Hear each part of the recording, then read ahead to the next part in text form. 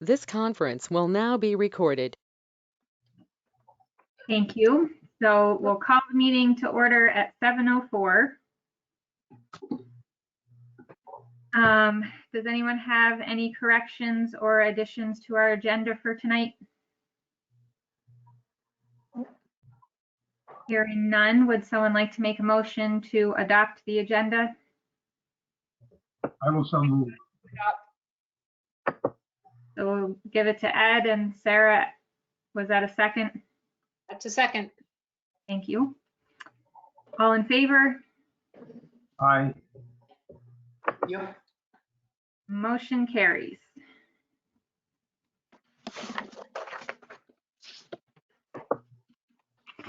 Does anyone have any corrections or additions to our October minutes, which Rebecca put together for us?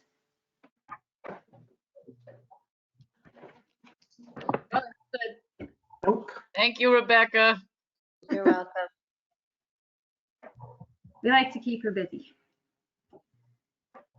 Can I get a motion to approve our October minutes?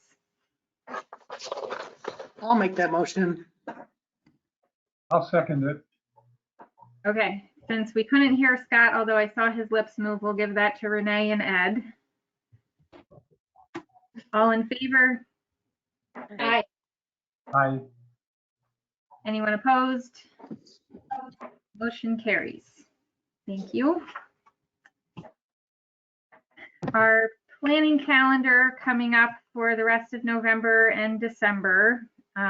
As you guys know, our normal veterans events, helping out with the luncheon and hosting at the library, didn't happen this year because of the virus. Were any of you able to go to the event at the park on Saturday? I went. Thank you. I wasn't around. It was scary. They kept blowing off the cannon at unexpected times, and it was nerve-wracking.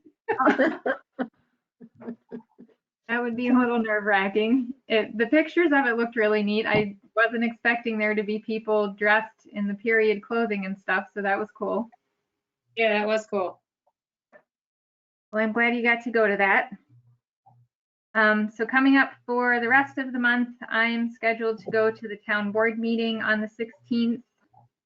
Tonight, we're going to review our proposed budget for next year. And then coming up next month in December, our board meeting just makes it again under the extension of the virtual open meeting laws. It's been extended to December 3rd. Renee, you're on the schedule to go to the town board meeting on December 21st. And we might have a holiday fundraiser coming up. We can talk about that later. And we'll do our annual director and contract review. Does anyone have anything else to add to our calendar that I forgot?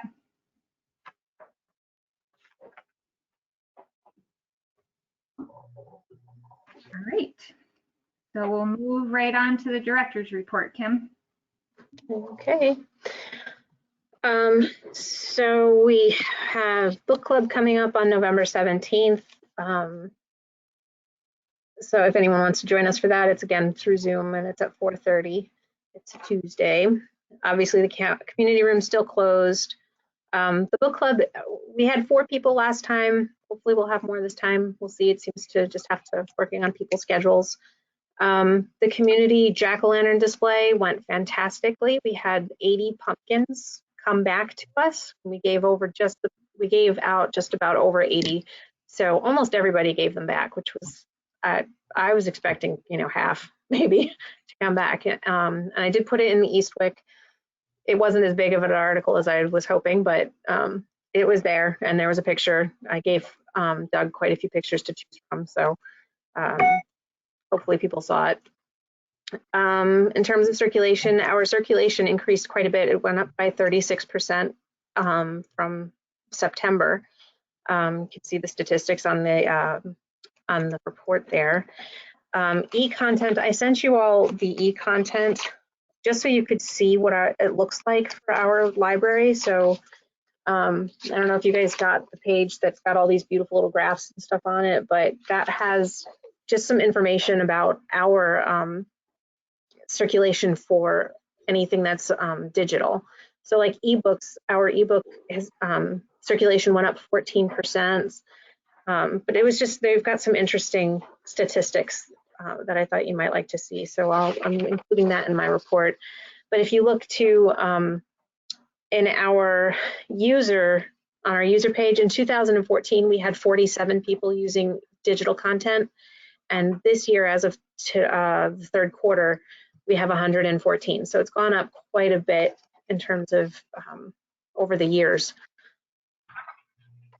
Yeah, it's kind of, I mean, it's not as many as I would love to see, but you know, it definitely is going. And then unfortunately, when you look at our total physical checkouts and how it drops so significantly in 2020, but that's obviously because we were closed for half the year. So, but I just thought you might be interested in seeing those.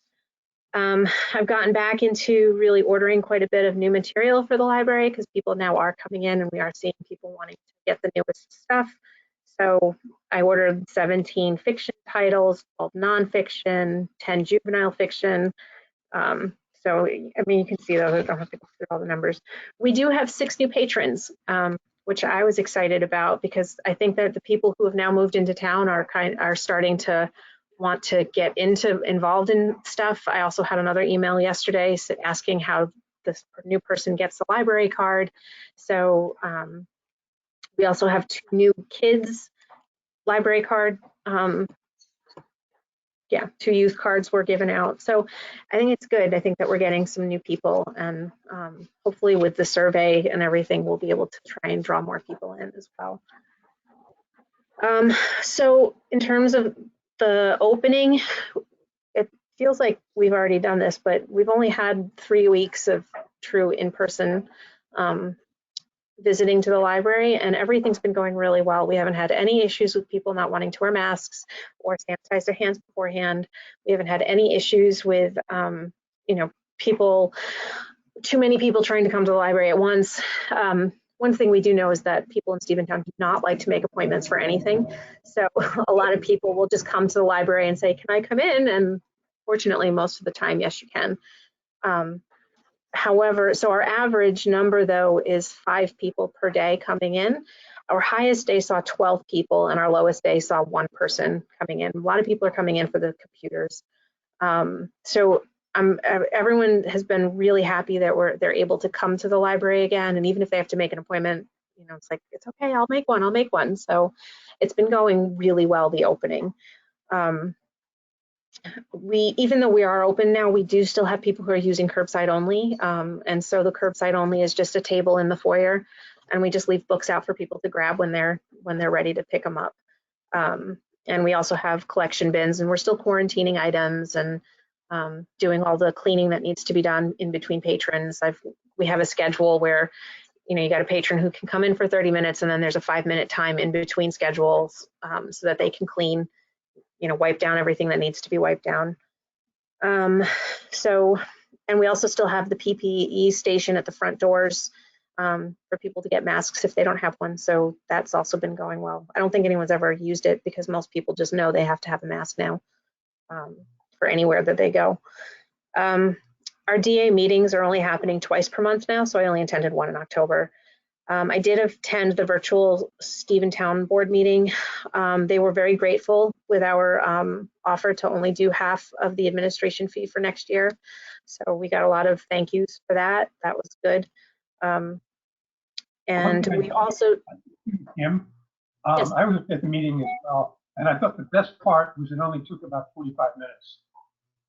I guess it was. If I'm going to do a new board, it's going to be that one. Well, it went a little bit faster than normal because Larry had to go so quickly.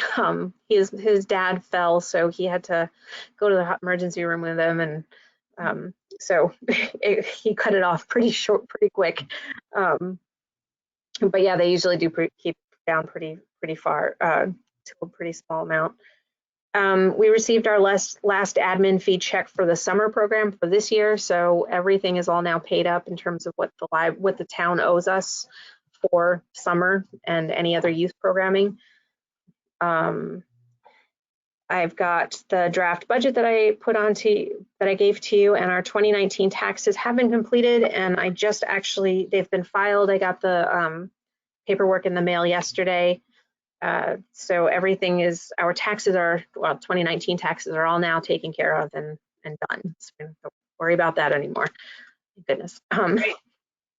So, and that's pretty much it. I've been, trying to just work on getting materials into the library, and then also just doing my relabeling project at the library for all of our materials. And it's a good thing that we're doing it, because I'm finding things that are mistakes and books that are not where they're supposed to be. So this has been a really good time to do this, since it's been so quiet as well. So that's pretty much it for the library for us. So, questions? Did they mention anything about the youth budget for the town?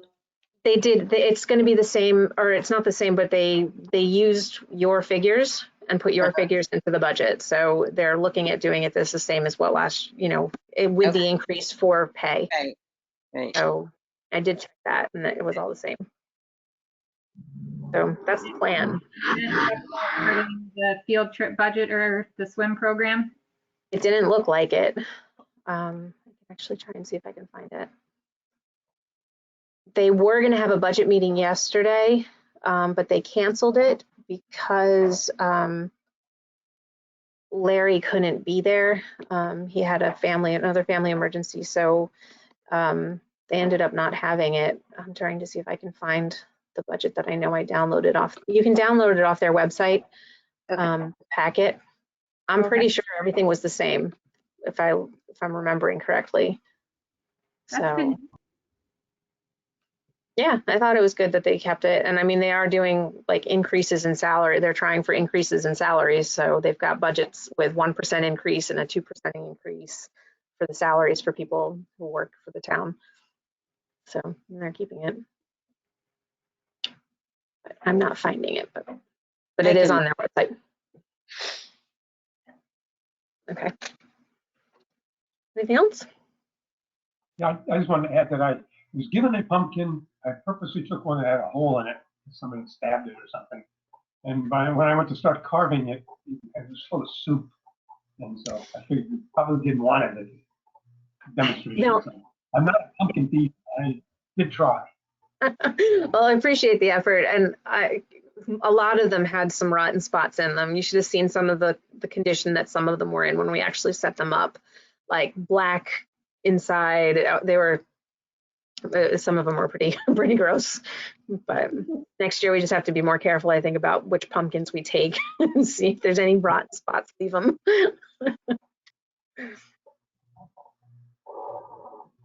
Kim, I wanted to ask about if there's any possible programming ideas or some way that we can engage the community more. I know that we haven't had success with virtual programming, but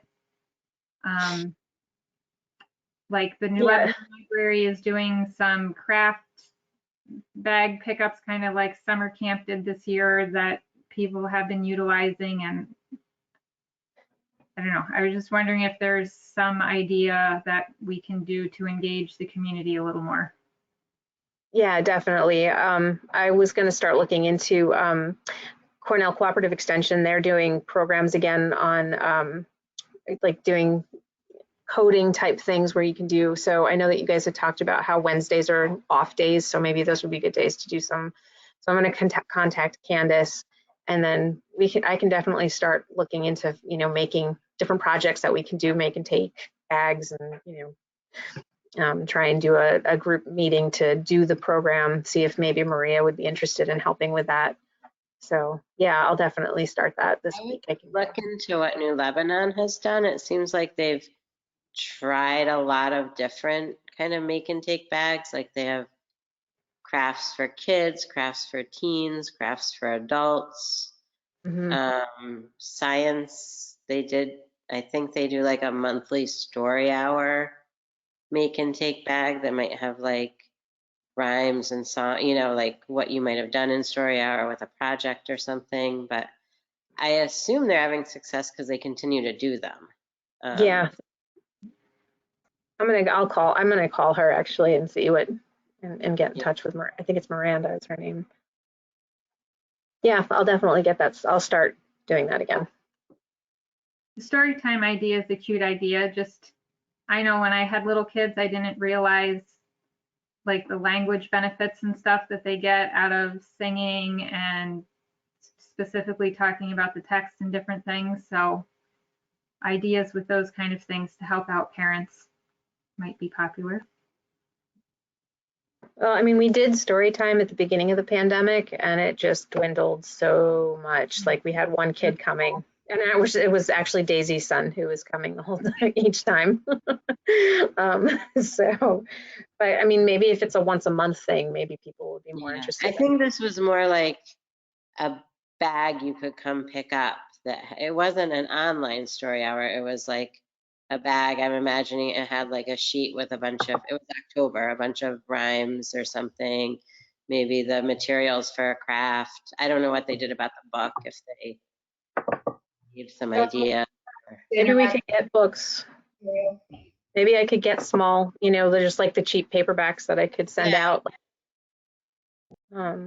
They might, I'm not sure if it was New Lebanon or another library that I saw that for something, not for like the make and take craft kits that are just little, but for something like that, you might have had to like register the week before so you knew how many or Right. stuff.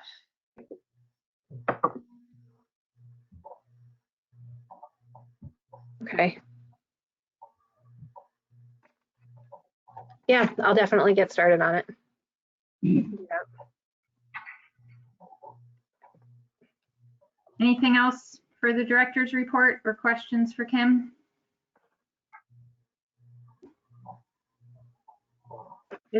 Scott, are you still there but not on camera? I don't think his sound is on either. Oh, maybe. No, I don't think it is. Nope, he's Now we have twice. two Scott. Right. There it is. Welcome back. Connectivity problems. That's okay. Okay, so we'll move on to talking about our COVID-19 precautions and phase at the library, which from Kim's report sounds like it's going well. I have had a couple people ask if we have a plan in place for if we're planning on, like if there's a threshold of the number of cases in the area, what we consider to be the area. But if we're concerned, if numbers get up to a certain point, are we going to take a step back in our COVID, like our reopening plan? I always kind of figured we would go with what the governor is saying. If he starts to shut things down, or if the school shuts down, then we would go based on that. I don't really think Stephentown has a lot of cases. We don't have any cases right now. No. I know Yeah. Petersburg, there were a couple of cases, but so that was my thought, was that, if the governor says, okay, we need to shut down non-essential businesses, or if the school closed and decided to go virtual, then maybe we should do the same. But I don't know, I don't have knowledge though. That makes sense. Yeah, I mean, I've just been like, I don't know if everybody else watches this, but if you go on the Rensselaer County Yeah. Facebook page or site, you can get a daily listing of the new cases, what town they're from, the age group, and sometimes they give more information. They're pretty thorough, I think. It's a lot better than I do both Rensselaer and Columbia County, and Columbia County is like, they just give you at the end of the week the numbers for the towns that they have, nothing specific. So I think Rensselaer County is actually doing a really good job keeping people informed. So for, like right now, my family, we're staying at home as much as we possibly can for the next 2 weeks because of all of the teachers who were exposed to the one kid at middle school in my son's classes. So, I don't know. I think following the school's leads usually are where if it's so bad that everyone's closing down, then maybe that would be where we would go. That makes sense. So far, Berlin hasn't had any issues, but we're expecting to have more kids coming back to school in the next couple weeks. So we'll see some of the virtual learners are Okay. returning to the classroom. So we'll see if that affects anything, but so far things have gone well. So I think that sounds like a good plan. We can just wait on if state guidance changes or if something changes in the town or the school. Sounds good to me. All right, we'll move on to Sarah's first treasurer's report. I feel like we need some inauguration music or something. Okay, so all of the paperwork to move the accounts from TD Bank to Capcom has been completed, and the funds should be transferred into the new accounts as of Friday. He said absolutely by Friday, the money should be there. I'm going to be picking up the new checks from North Greenbush Capcom branch tomorrow, and the new credit card is supposed to be arriving next week. Not exactly sure when next week, but next week. Okay. Is it being mailed to the library? Yes. And is it just one, or is it going to be the three different, or are there three different ones? I don't know the answer to that. Okay, no worries. I thought we decided on just one, but Okay, Yeah, I thought that was, I was expecting one as well. Yeah. okay. I just want to make sure I know what to expect. Yeah. I could double check in the morning if you want, just to be sure. Okay. And if update on likelihood of when next week, but I don't think he really knows. In terms of the dollars, we currently have 50,000, a little over 50,000 in the regular savings account. We have a little over 18,000 in the special projects account. We have nearly 24,000 in the scholarship account. We have somewhat over 8,000 in the Zook account and almost 5,000 in checking. And that means that after the money is moved over, we still have 216 as a buffer in the checking account to pay any outstanding bills until everything new is set up. So I think we should be good as far as that goes. So that means the total we have now is just over 105,000.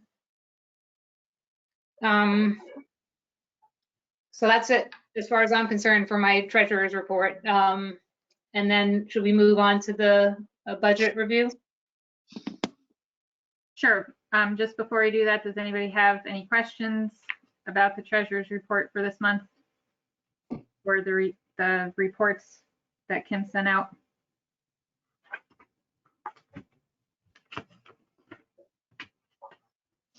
All right, we'll move on to the 2021 draft budget.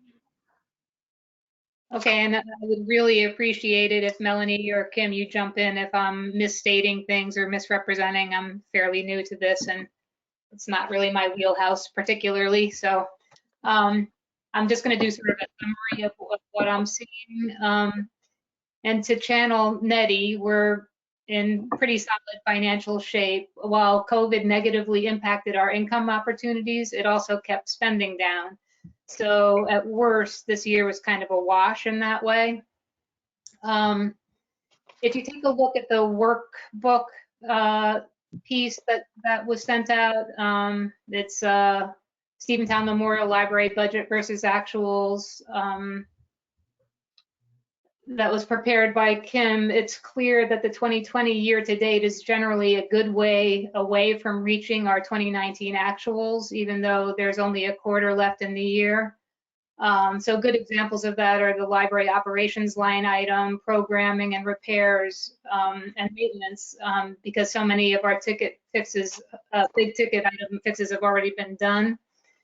So given current expectations, 2021 income and expenses will most likely fall somewhere in between 2019, which was higher, and 2020, which is low.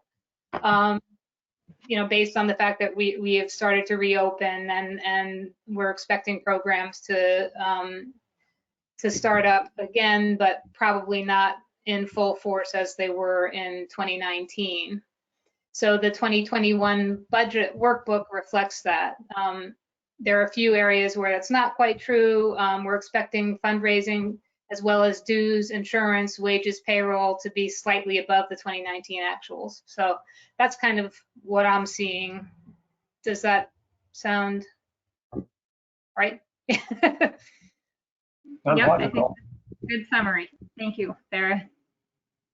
Yeah, and unfortunately, we don't know how long the COVID situation is going to continue, where trends will take us, but so far, while it's impacted our ability to provide the service we would like, it hasn't really negatively affected us from a fiscal standpoint. So that's really good. And I guess the other thing is just we need to come up with some solid fundraising ideas to help keep us financially healthy.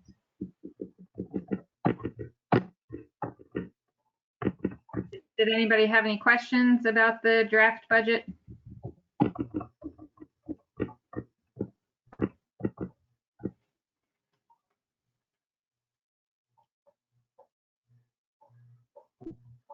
I'll give you guys a minute. It looks like a good time to review.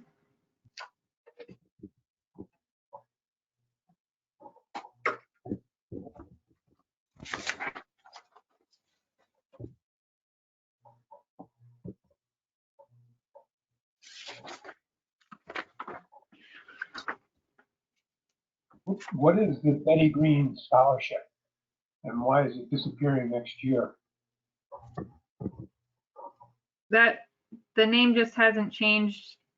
Oh, we lost him. The name just hasn't changed in the program. That's now the Stephentown Memorial Robert J. Smith Scholarship.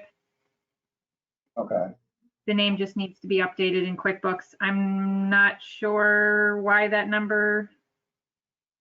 Oh, I think we just didn't carry that number over because that comes out of a separate account. It's not part of our budget. Okay. Makes sense.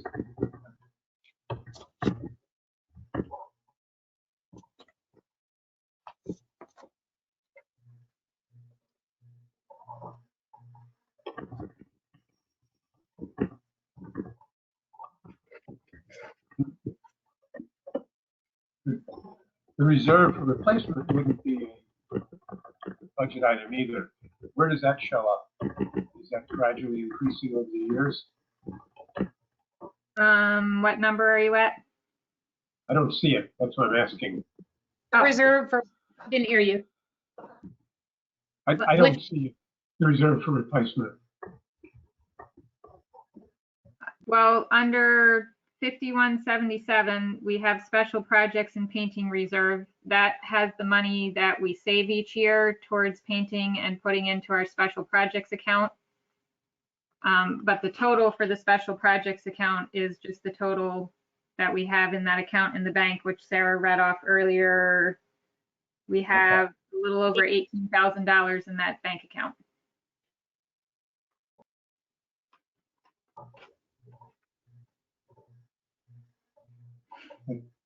That seems like we should have increased it over a couple of years ago. I mean, that was part of the reason that we went for the 414 program, so we'd be able to build a bigger reserve. I'd say we probably should be allocating more to that reserve. What they call special projects, and not painting so much as just general purpose, everything from roof to boiler to hole in the floor. Right. We've been planning on saving specifically $2,000 a year just towards painting, so that I think we were planning on in 10 years, we would need to paint the library again. We'll have the right amount saved for that. And then separately, we were putting aside $1,500 a year to save towards special projects. That fund, I think, could almost use an unlimited amount of money. So if we have more money to put into that, I think that would be beneficial. I'm just saying we should put more money in, especially this year when we haven't spent as much as we could have. Well, we could do something similar to last year. Last year, at the end of the year, since we, the annual appeal money kind of turned out to be money that we hadn't already spent. It was kind of money in addition to our budget for last year, and we voted to move that money right into the special project account, which is how we have so much money in there now. So that's a possibility to do that again this year when we see how much money we get from the annual appeal and how much kind of leftover money we have at the end of the budget year. Okay, I think we should keep We it do in still mind. have a little bit of money that we're expecting to have as a net income to play around with. If you have a number in mind for an increase. Certainly $1,000 a year or something should be a minimum goal, just so that we gradually build it up. Because the things it covers are expensive. The roof, the furnace, air conditioning, some kind of major, carpeting, whatever. All that stuff adds up quickly. Agreed. So right now we have $1,500 budgeted to go into that account. Do you think it should be more than 1,500? Well, what is the balance now? I mean, that's what I'm trying to figure out. Because balances don't show up in income statements. Is it further down? Well, this is just the budget. This is just the money that we're planning on putting into the account, but the actual account currently has around $18,000 in it. Yeah. In the bank. Okay.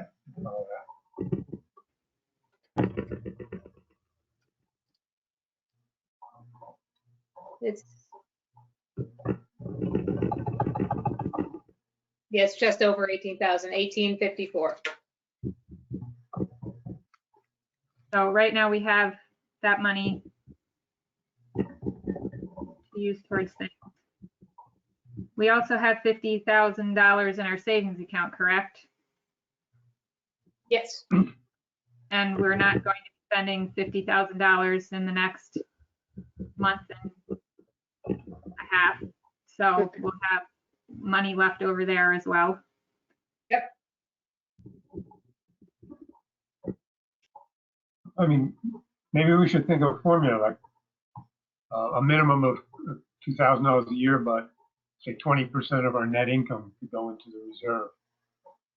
Because that way, when we have a good year, then we add more money. And we have a bad year, we at least put in something. I'm just randomly picking a number, 20%. Maybe it should be 30%. It should be something else. The whole idea of a rainy day fund is that you fund it when it's not raining. Right.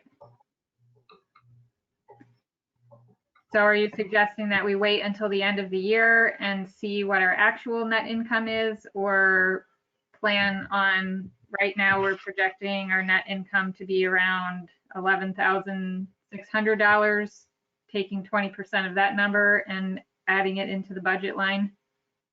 Well, I was thinking that we should take a number. I don't know whether it should be 20% or 30%. I don't know what's reasonable. We should think about it, but just the idea that we have a minimum, let's say $1,000, $2,000, whatever seems appropriate, that we always put in. And if we have money above that using the ratio, then we should put the additional amount in as well. And that way we just build it up when we have a good time, have it there when we need it.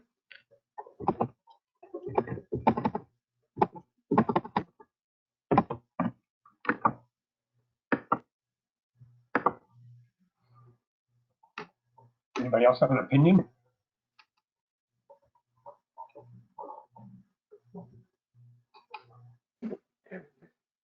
I mean, if we do the same thing we did last time with putting the annual appeal money into the special projects, if that just ends up becoming something that we do because we're able to do that, maybe that will be the amount that gets put in that's extra.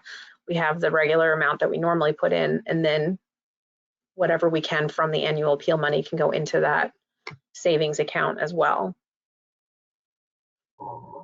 That's one way to do it. As long as we have a floor, and the ability to put in extra when we have the extra available, that's fine with me.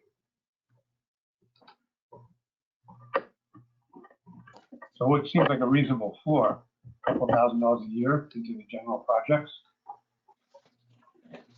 Well, I mean, the floor that we have right now is for general projects is 1,500, but then we have the 2,000 for painting as well. So we're putting $3,500 a year into that reserve.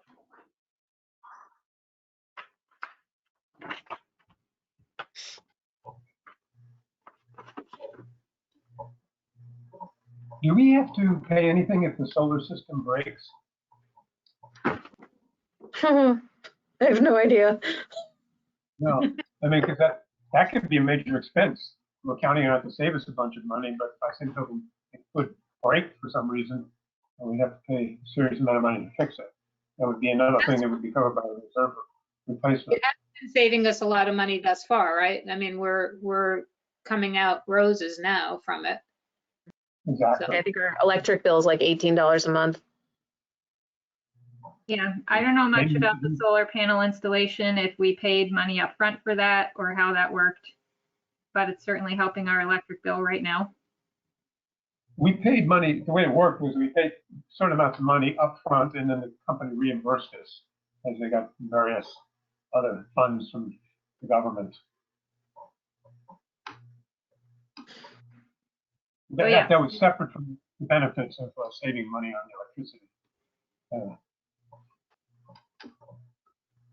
Right, I agree with you that I feel like there's a seemingly endless list of possible Things that can go repairs and maintenance that could be needed over the years. Well, I mean, the other thing we can look at is if it reaches the point where it's too much, how will we find that? We can put it into an endowment for the library, which would be a nice thing to have. So if you want to actually make a serious change in our plant or our activities, we would have something to work with. And right now, endowments aren't making much money. So this last couple of weeks, maybe they have, but this year was sort of a rocky year, and interest rates are terrible. But it would be nice if we built up some kind of endowment. Look at that library in Pittsfield. It does pretty well for itself simply because it has a great endowment. I don't know about how an endowment works. Do you know how you start one? Well, it's something we'd have to decide we have funds to do it. It isn't worth doing for $1,000, but if we can come up with a significant amount, $15,000, $20,000. Ultimately, So- we're dealing with approximately $93,000 lump, which comes in as a result of tax monies.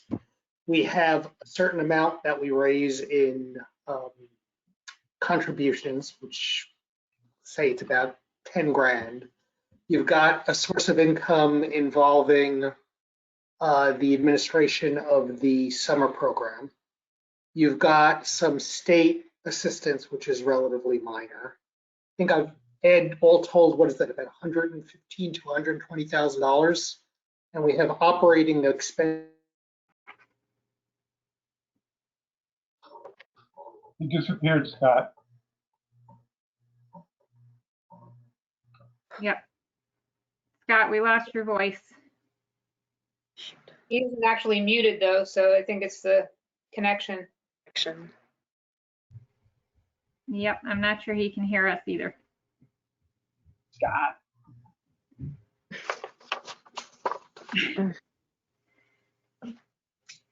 Scott, can you hear us?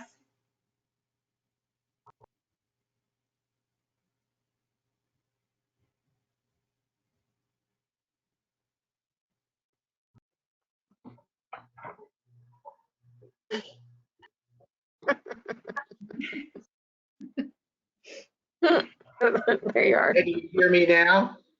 Yes. Now we can hear you. There's a connectivity. I think we have like 4 adults using Zoom at the moment, and apparently, notwithstanding the high-speed internet, it's struggling. I'm just saying we've got a very small amount of money as a surplus if all Right. things go well. So when you're talking about setting up a reserve account, setting up an endowment, I mean, ultimately, you need to be collecting more money in order to do that. because we're not at the edge at the moment, but we're getting by and there's a little surplus. And so either we can budget a little bit more in connection with the reserve account. I don't see how we create an endowment unless some wealthy person decides that this is a really, really wonderful organization to help support. Our operating income isn't going to give us the latitude to, particularly whether you want to put the funds in the market, good luck with that, or ultimately the interest rate. It's just, you need more money in order to do that, and I don't see that there are any revenue sources immediately available other than what we're currently taking in, give or take 5 or 10 grand if we happen to get lucky. Does anyone disagree with that? And I agree completely. That's why I was suggesting that we actually built up a huge reserve and we could take some of it out and use it for endowment. But yeah, we're certainly nowhere near there yet. I mean, it seems like we've always had a certain nut, which was viewed as, we were like squirrels, and we sort of had like a little nest with our little, all the nuts and the berries there. And we always knew that we had it there. And that was sort of the sophisticated budgeting that we did. We still have that little nest and we can denominate it differently. It's just that there's not a whole lot more money coming our way, even on an annual basis, unless something markedly changes. So, I mean, I think, Ed, your idea is, yeah, we need to keep our eye on accumulating cash because we've got a depreciating asset and things break. So to be responsible, to the extent that we're getting money in, which is a surplus, we need to sort of figure out what will hold that aside when things happen that we have to address. So whether we call the things particular things or not, sort of probably it's sufficient to have a little nest with a little acorn, a bunch of acorns in it that we don't touch on the most simplistic level, or we can have a little bit more sophisticated nomenclature system, but it seems to me all basically the same, unless I'm missing something. I mean, the good news is that we have that nest egg, and the good news is that we're accumulating a little bit more cash and we're paying attention to it. So And I thought I'm agreeing with everything that everyone's saying. It's just that, sort of like we don't have a whole lot of latitude to do stuff.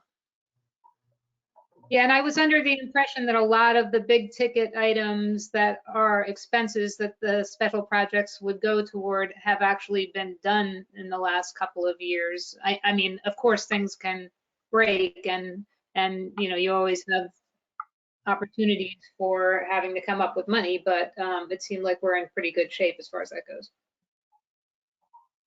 I think that's right. Or at least I hope that's right. Can't we use that money too if we decide to do a construction grant of some kind, and then we need to, I know we usually have to put down a certain amount. If we have that money available to us in that account, that could then go towards that, something like that as well. Yeah. Correct. Yep. That's why we decided to call it a special projects account instead of capital improvements, because capital improvements has some requirements that go along with it. But this way, it's another savings account with a fancy name. Mm-hmm.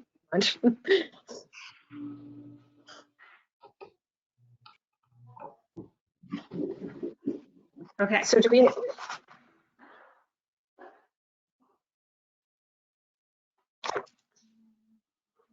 Did you have something, Kim? No, I was thinking and then forgot. It's been a long year. I think the question Ed poses is, we're currently retaining or trying to accumulate about $3,500 to cover projects. Is there a way to increase that by like $1,000? Isn't that really what the issue is? Yeah. And in the budgeting process, you're going to take a look and you'll see what the amounts we project getting in. We'll see what our salaries are. Operating costs are probably easy to more or less to figure out, depending on what COVID looks like and what kind of operation we post. And you'll sort of have a sense at the end of the day where we'll probably end up, give or take whatever we raise funds at year end. and you can budget for it. Well, I mean, probably we'll be in a better position in the next month or two to sort of get a little better sense of, on a going forward planning basis, whether there's an ability to do more annual fundraising or what. I mean, I just don't see that there's a whole lot. I mean, whether you're talking about raising $10,000, $12,000, or $15,000 a year from your events and your annual fundraising, I think that's sort of what the universe is, unless things change remarkably for unknown reasons. I mean, I get the sense the tax law has affected us, but it doesn't seem as if it's affecting giving patterns. You know, people interestingly enough are giving at the end of the year, although it doesn't make a difference, or at least, you know, a large number of people are giving at the end, because that's sort of just what they've always done. And I don't think that the contributions seem to be necessarily tied to tax issues, certainly at the level that people give to this organization. Have the annual appeal letters gone out? I mailed mine out 2 days ago. Yep, I think there was a number of people who took annual appeal stuff to stuff the envelopes and address. And from what I've heard from everyone, the only person I haven't heard from is Tom. It seems like people are mailing them. I think I saw. I must have missed an email or something because I was going to do it as well. That's okay. You did ask me about it after I handed them all out. Oh, okay, good. I think Tom's might still be at the library. I'm not sure his got done. Okay. Mine Well, went I'll out let today because Tom there was about no that mail then. on Sunday. What's that, Renee? I said mine went out today because there was no mail yesterday. Thank you. So I'll ask Tom about his, but yeah, those are going out. And otherwise, thank you everyone for helping with that. That took a lot of time off my plate and I appreciate that. I have a question for you on that, Melanie. Did we hand address them because we thought that that would get a better response than doing mail merges? And No, we hand addressed them because I'm technically challenged, and the information that I received from Scott M. is that when he did it, he somehow had some crazy system set up where he had to like feed the envelopes one at a time, and I can't even figure out normal things. So it's just much less time consuming for me to write things than it is to figure out how to print things. I'll see if I can figure out how to do that, because it might, I mean, I hand addressed to them. It was only 40. It took several hours and I made a whole bunch of mistakes, but I had enough envelopes because he planned for my mistakes. Yeah. But there's probably a faster way to do it. I just assumed that you wanted the personal touch. No, I mean, I did read on some websites about donations that handwritten things tend to be opened more or read more, but that was just purely because I'm challenged and not for any particular reason. Well, I'll hold dearly to the information you found in social research and figure that the letters we all addressed were far more impactful than a legible address that actually arrives at the houses. I like that plan. The handwritten letters are opened more for sure. There's no question about it. Yep. And we're hoping that after we finally get a new logo and do whatever rebranding we decide to do with the library, that then we can order envelopes with our return address printed on them, and I don't have to stamp them all, and we can get a little more professional in the future when we have a system that we are prepared to spend money on. So thank you. We'll ask for your expertise next year.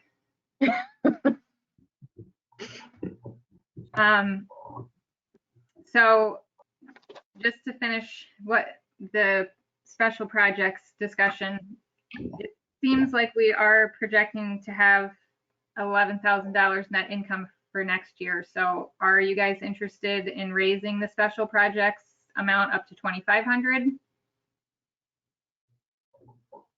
If we can, I would.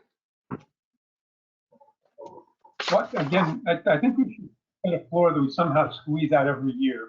And then if we have money to spare, we use some of that or all of it and add it as well. So the idea of taking what we collect in unneeded fundraising and putting it all into that's a good idea. But also we could take it as a percentage of net income and use it as well. But I think we should set a floor. I mean, 3,500 is what we have now as a floor, or 4,000, whatever we can afford, and make it a little bit of a reach, because if we have to spend the money, it'll be a lot.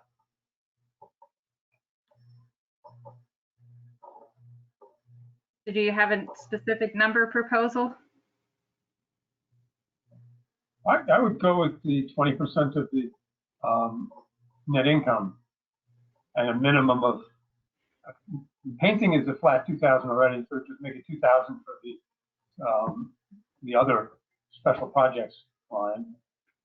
And if we have extra, then, if the 20% of the net income is more than $2,000, whatever that excess is, we put that toward the special projects. More than $2,000 this year, right?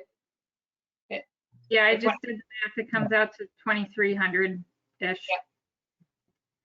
Yeah, and then with the idea that when it's not raining, we put some more money in. There will definitely be years we need more money. For budget purposes, though, it would just be, we're going to do the base of whatever you choose. Like right now we have it at 1,500 for the special projects. We can bring it up to 2,500. So for budgeting purposes, we just have that base amount. And then if we have extra, so what do you want that base amount to be?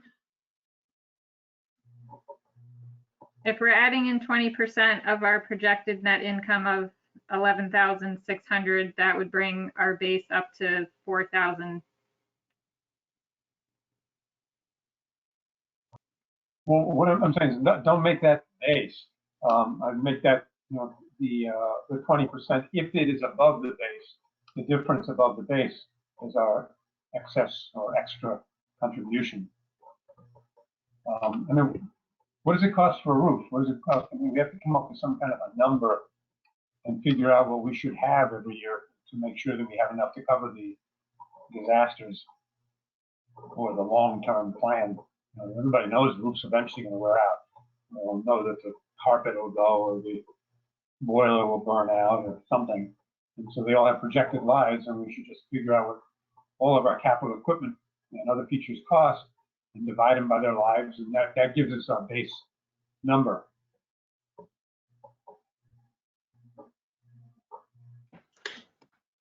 I see what you're saying. That sounds like more work than we can handle right now, but if you're interested in figuring that out and coming up with a number of what we should be saving.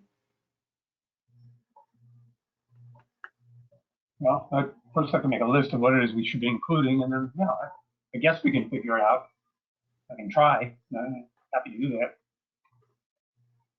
But in the short run, maybe we should pick, especially this year we can, $2,500 as our minimum addition to special projects.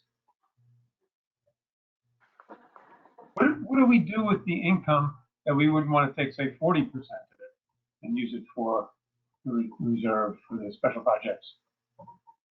Is there something else that we need the excess for?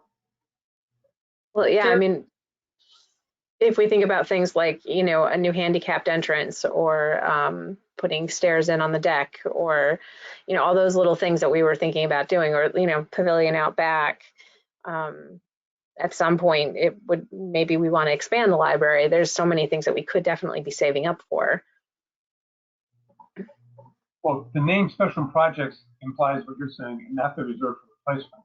So maybe we should just have a third budget line for the projects we're choosing, and then the one for the special projects is the euphemism for replacement, reserve for replacement, whatever the rules are that we don't want to get involved with.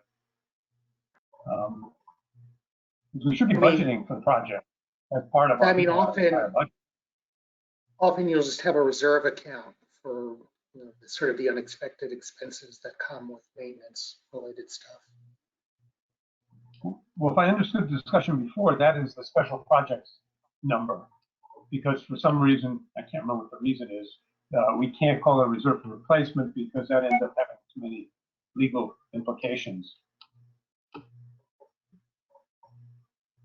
I do Am I vaguely correct? remember that discussion, and I'm not sure.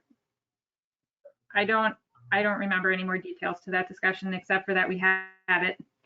But you're suggesting that we should have a replacement fund and a special projects fund? That's two separate Or- things. Yeah. Yeah. And we really should be thinking about what all these projects are putting in a plan are going to cost and put them into our budget. I mean, the thing is though, it's all going into one account. Like this is all in the one account. So, you know, technically it's all there in the same spot. So yeah, we can allocate different amounts to where we want them to go to.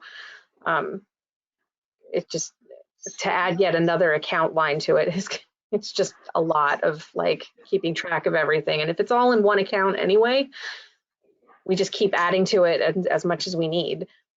And it's also fairly fluid in that if we need it, that's where we go for it. So Well, one of the things we were thinking when we got or applied for the 414 program was to have a formal reserve replacement, something we recognized that we were socking away with the problem whenever it came, which will someday it will come, and to therefore use that as the same source of funds for the things that we plan on a yearly basis.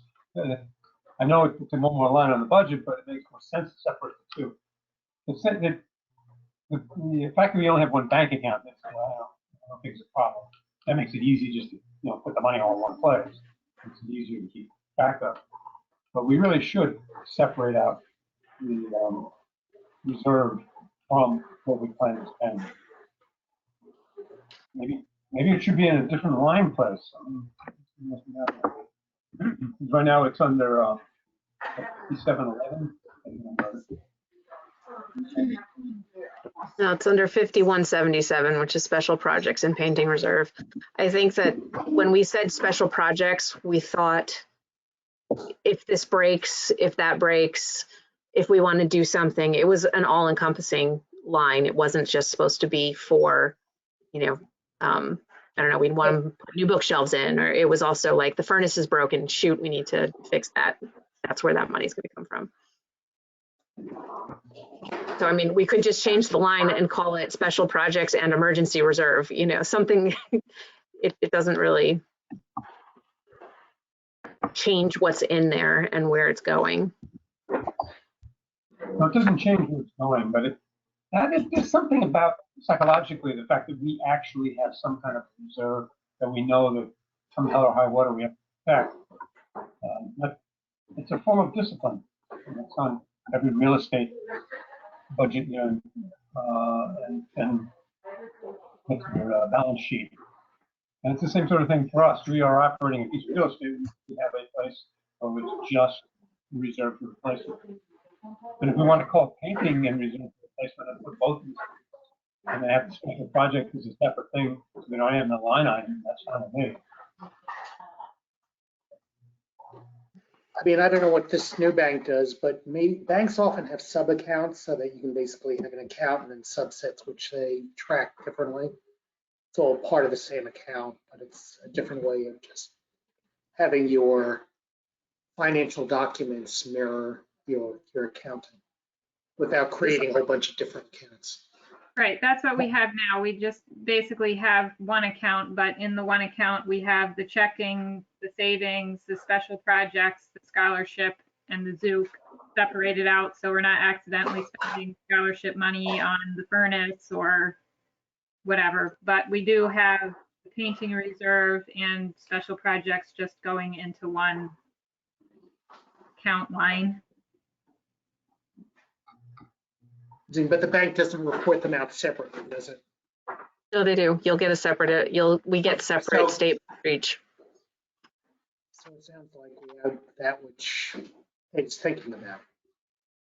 Goes into I one didn't- account, but they got sub-account, they got categories for the funds, which aggregate to whatever the gross number is. Right. Is that what you were thinking of?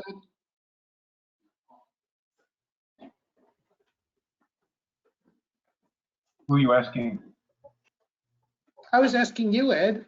This is Oh, asking, it sounds, to me, hear me it doesn't now. matter how many banks.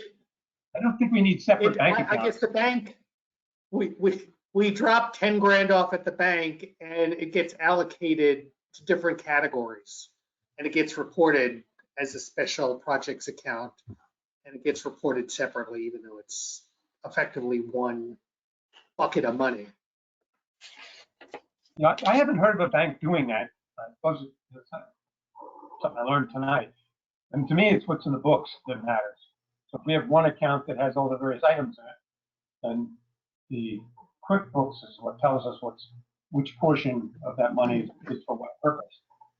And that if a bank will do that, I suppose we can do that too. But to me, it's our own books that matter, not the banks.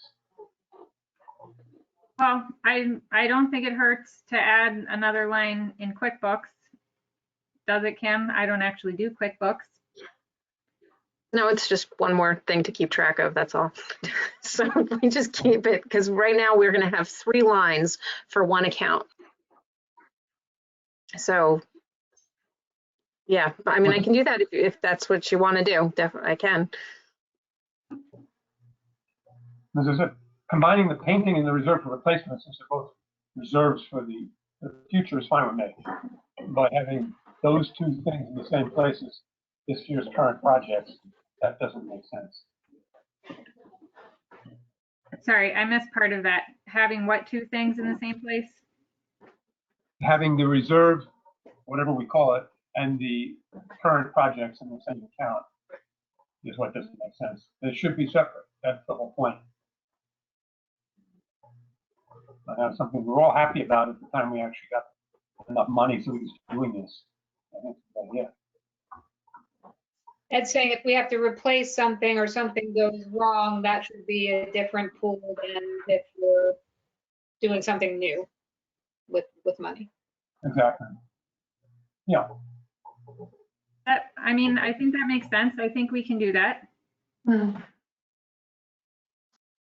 So we want to add a new line under special projects called reserve funds and put another $1,500 in there. So what portion So of we're the special ending- budget is this reserve fund? It's not just the 2,500, it's more than that, right? So what portion well, of yeah, that 8,000 is in reserve? I'm sorry, I don't understand what you're asking. What part of the money that's already in the special projects bank account? Yeah, would be going to the reserve if we're separating it into 2 things. So these are for active things and these are for things that go awry. What percentage of that 18,000 should be in the things that go awry? I'm asking Ed, really. How did we accumulate it historically? I guess we accumulated it as a reserve, not as a special projects fund. So maybe that should be everything. Should go in. Is there anybody who remembers it being for anything else besides the reserve? It's now for both things that go wrong and other projects, special projects, right? It covers Yeah. both. And for saving for painting.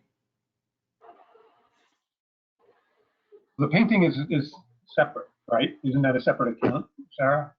No, It's a Not in the separate balance line in the budget, but it's not a separate account in the bank.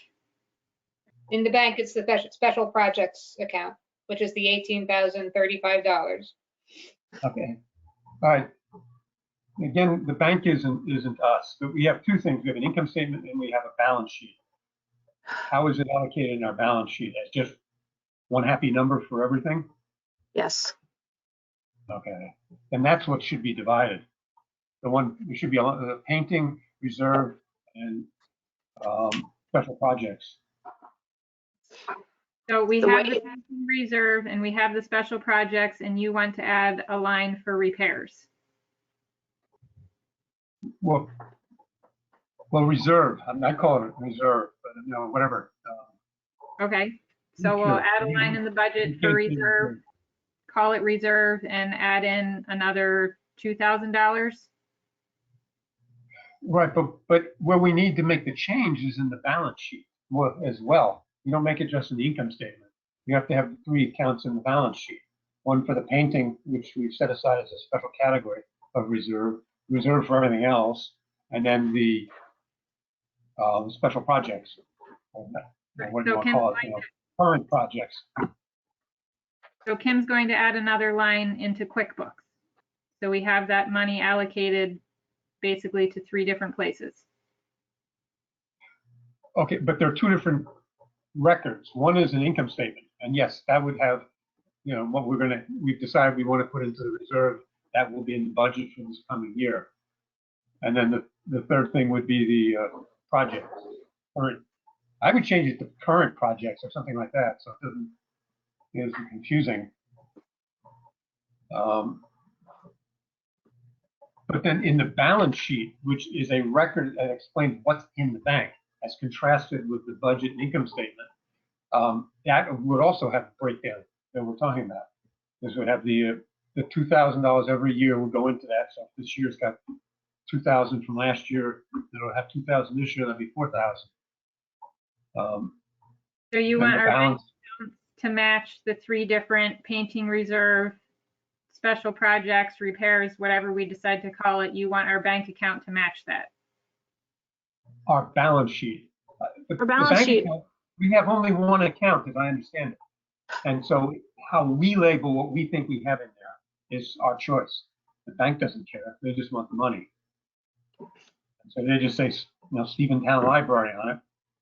Now, we may have called it Stephentown Library Scholarship Fund and another account for Stephentown Library, something else. But this one seems to all be one account. And so I've never heard of what Scott was talking about before, that the bank subdivides it within one given account. That I've never heard of before. Well, the books that we keep, though, do subdivide it. And so we have 3 separate accounts or line items in the balance sheet saying one painting, one reserve, and one current projects.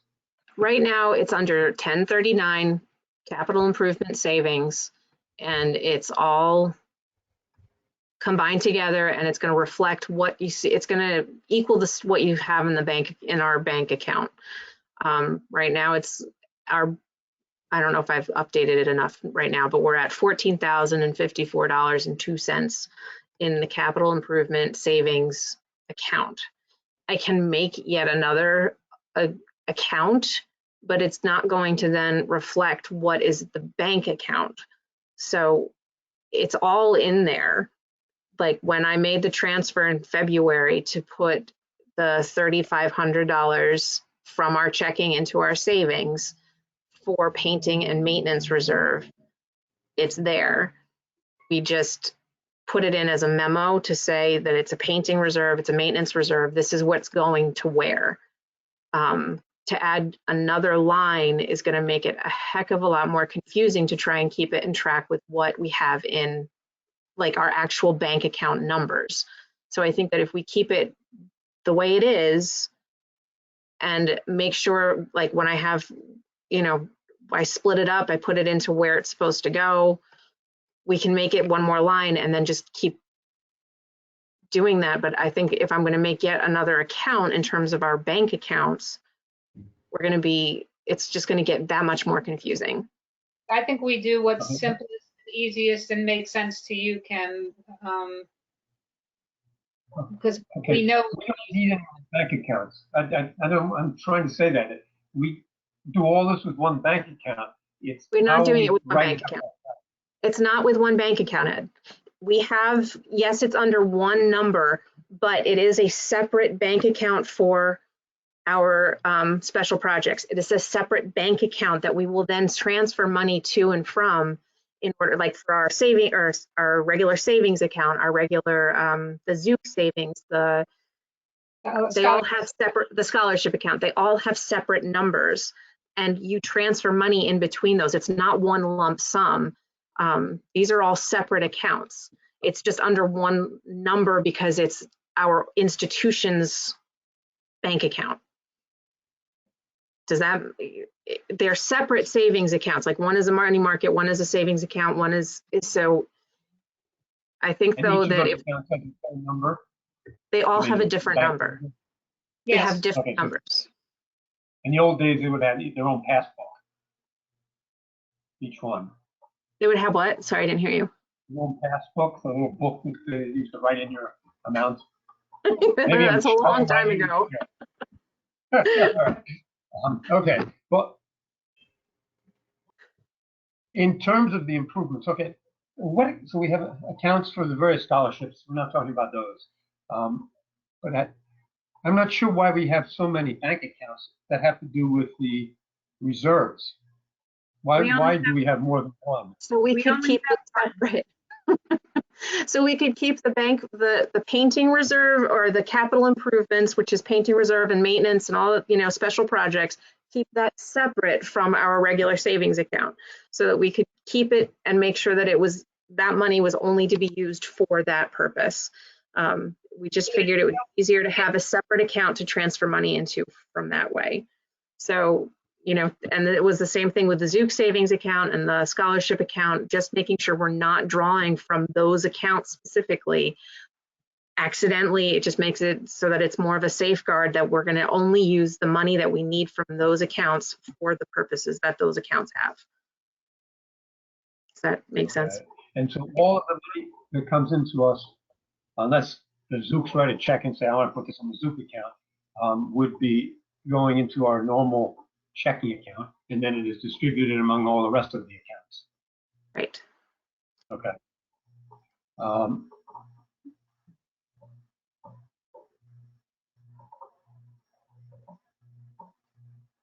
So in terms of capital improvements, we have how many accounts? 3 accounts or 2 accounts? 2. One for the painting.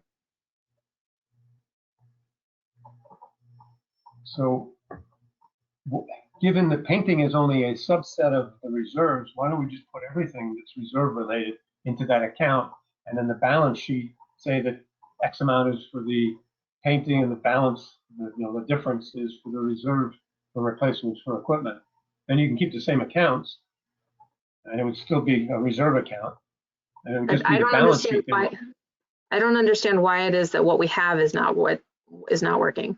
Because right now that's exactly what we're doing. We're saying painting reserve has this much amount in it, and then the rest of it goes towards anything else that needs to be fixed. Which is actually something we already did because we needed to spend, what was it, $2,000 on, I don't remember what it was. We spent a bunch on something. Air conditioning. Yeah. Well, okay, but our current projects are a totally different thing from our reserves, and they should be at least accounted for differently. Well, they have to be different accounts. I mean, I don't have different accounts. My company, they only have 2 accounts. One is for payroll, the other is for everything. And then you put in the balance sheet, you are reserving for replacement or for new equipment you want to buy or what have you. So it's a balance sheet item. It's not a different bank account. Yes, I agree with you. If you have all these accounts, it seems very confusing. Legally, you probably have to for some of the scholarships, but the other stuff, make it simple, especially in a no interest rate environment where we're not making any money on having a savings account anyway. So you put in the savings account, put it in the checking account, basically, there's an incalculable difference. It's so trivial.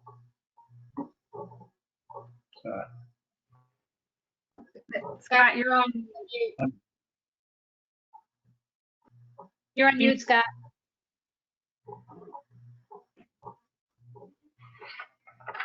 Most people prefer me on mute, but in any event, it seems like Ed doesn't care about the bank accounts, which I think is a good thing.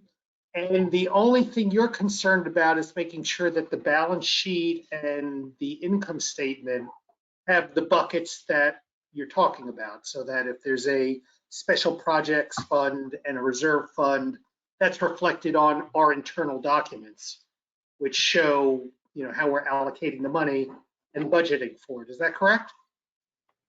Exactly, yes. So we don't have to Except do anything with the bank accounts. The bank accounts are sort of like irrelevant. They can be all in one bucket as far as you're concerned.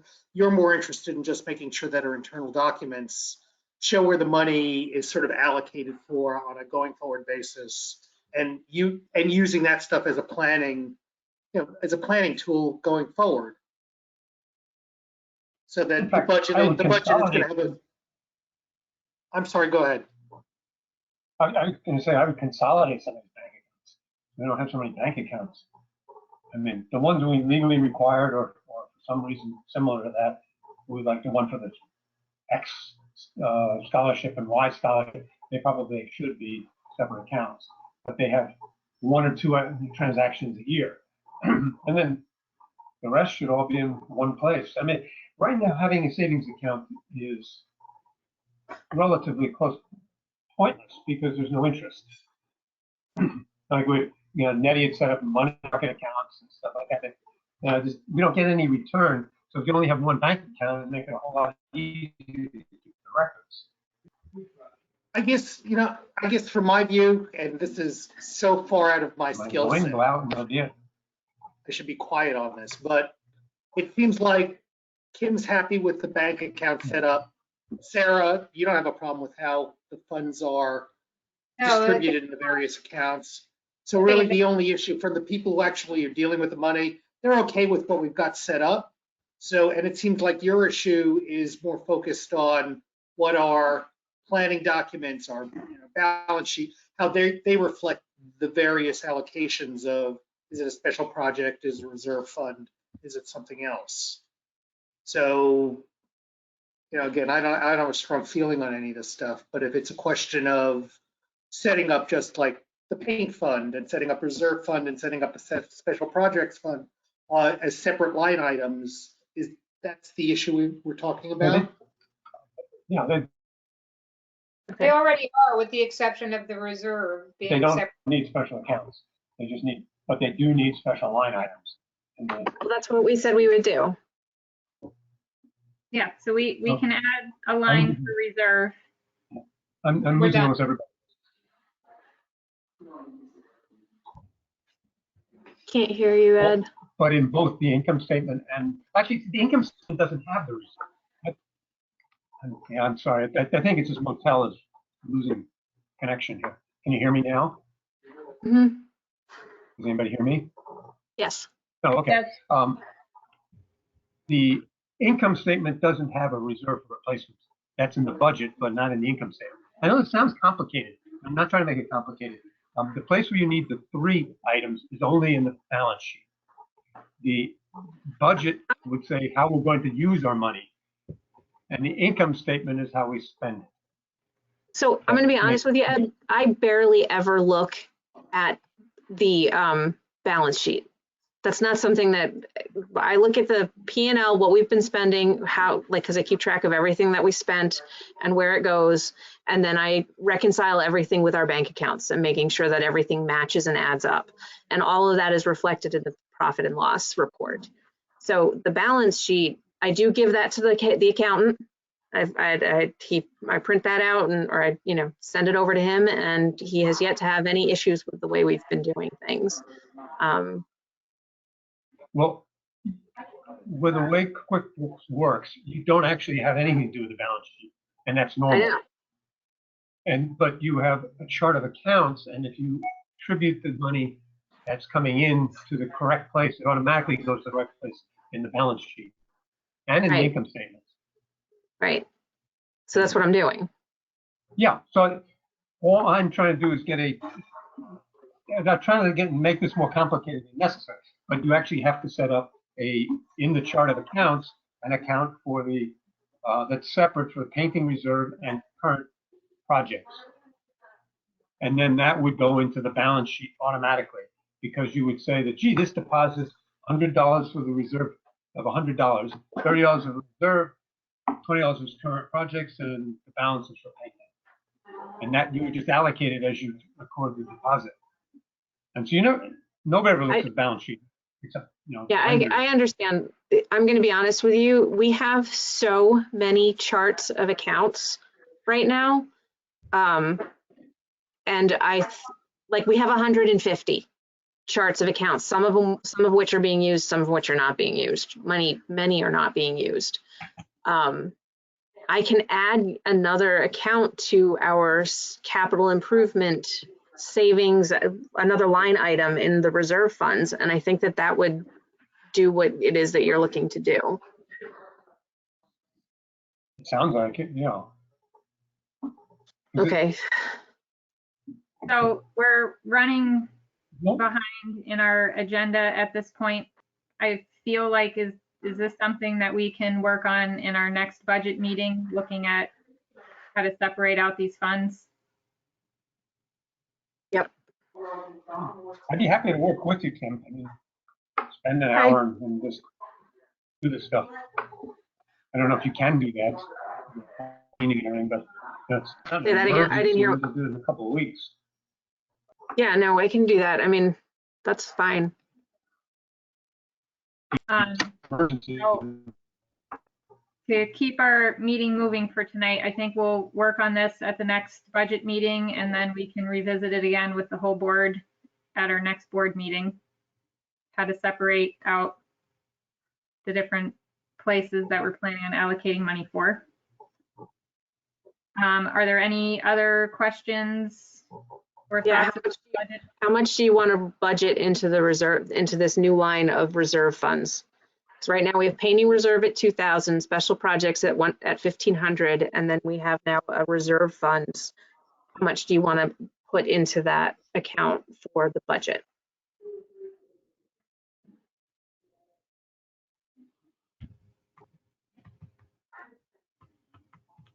Do we want to put the Pick a 2,500? number and figure it out. Go ahead, Ed. You know, yeah, I'd say we put in $2,500 a year. Okay. And so All right, I can do that. then we come back to Sarah's question is how do we allocate what's already there? I think why I don't think we take a look at that at the next budget meeting, because we do have a certain amount of money for the painting saved up over the years, and then we can report back to you. Does that sound okay? Yep.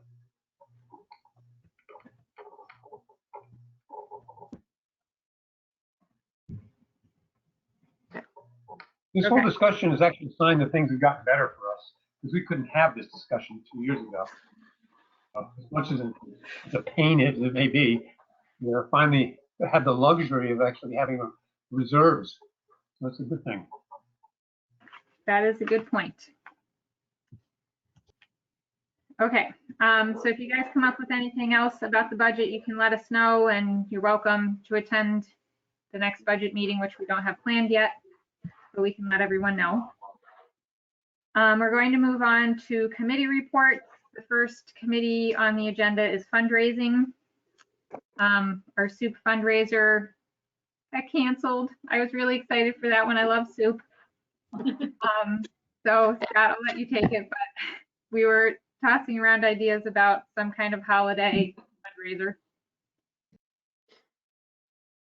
Okay, so we've got the holiday fundraiser coming up. I think we probably want to use, well, we got to get moving on this. We probably want to use the same kind of format that we did in connection with the last fundraiser, which seemed to work pretty well. I would imagine we need to reach out to sort of our vendors and figure out what kind of model we're going to use for them, because they won't be coming in and selling stuff. But it seems to me that we can probably sell some food that doesn't trigger any federal or state regulatory scrutiny. Sell some items like Bonnie soaps or honey. I still have honey that was donated from the last time, so we can sell that. We can do some baking, which we can do, and find some folks who are selling some other items that we can photograph and take pre-orders, and that's sort of what I had in mind. Like craft. So- So my only concern with the crafts is that when we get paid for all this stuff that we're selling, it goes directly into our bank account. It doesn't go, I don't know how I would get it to the vendors, because usually we don't take a cut on what the vendor sells. We just sell a table and they, give us the 25 bucks for the table. So I don't know how that would work in terms of getting them, like, are we going to take 15% commission and then, or are we Yeah, going to buy that's what we'd have to figure out. I mean, I think it's probably better to take orders on their behalf, or take orders so that you're not spending any more money and they sort of know what they have. But yeah, the receipts and how that gets worked out is probably going to be a pain in the neck. right? And maybe it's, rather than a percentage, maybe it's a unit price where you just take $1 for every item you sell, or $5 depending on what it is. I don't know. It's probably something that's worthwhile to talk to the vendors about, rather than making a decision. Just sort of say, this is what we did, this is sort of what we're planning. Are you interested? And how does it make it? How do we do this to make it work for both you and us? Okay. And is that going to be different price points. And is that going to be worth our time? I mean, I don't know how long it took Kim to set up the fundraising site for the bake sale that we did, but it seems like a lot of our vendors sell kind of like one-off items. I don't know. It just seems like them sending Kim pictures of every separate item, Kim posting it. Is it going to be worth the money that we make off of it for the amount of time it's going to take her to set that up and figure out writing checks to everyone? And I mean, perfectly appropriate question. It's a question of how do we organize this stuff? If we want to do something, that's probably the only model that's available to us, I think. We're not going to bring people into the library. I don't think we're going to do a curbside sale. So Other stays the way it is. Something more like what we did the last time, and have it be baked goods again, and exclude crafts, and just have it be things that we make. And yeah, we could do it that way. You could do like Like Christmas crafts, cookie or just not the Halloween. good. I didn't hear what Renee, you said. Oh, I said I make a lot of crafts, just probably not good holiday ones. Just leather armor and helmets and medieval stuff. Well, you could make a Christmas helmet. oh wow, Oh my God, that's that's cool. awesome. It seems like that might be the simplest way to go. And if we have crafts that we want to offer up, they would come from us, and then we wouldn't have that hurdle. Or similarly, there may be some singular items, like if someone is selling a bag, or I'm thinking of some woodcraft where there's like one of them. Yeah, And yeah. so this, something like that. I don't think it You may could work. It may not. You could ask the vendors just to do one item, maybe. I know there are vendors looking for ways to sell their things out there. Mm. Obviously, we need to move quickly on this. This is scheduled for, gosh, I don't have the December 20th, I think. I kind of thought that we moved it back to December 20th, like we moved it later. Oh, God bless you.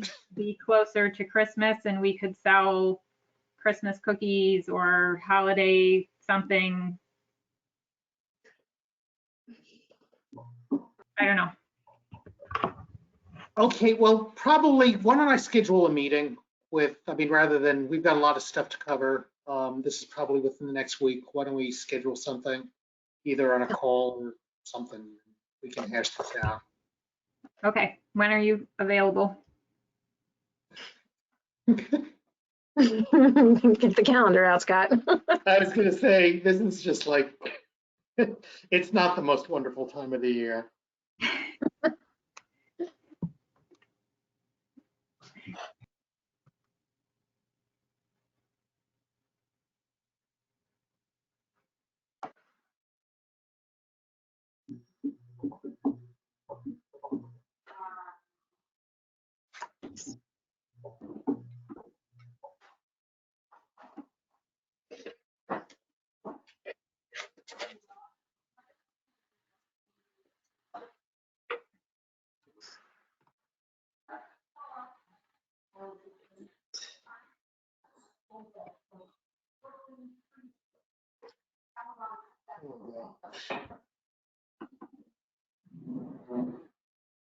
Okay, 11th, 19th, where's,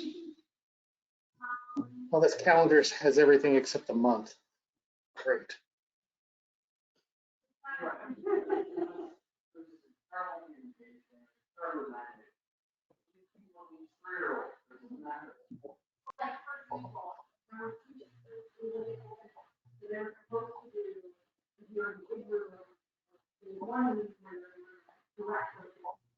Okay, so let's see.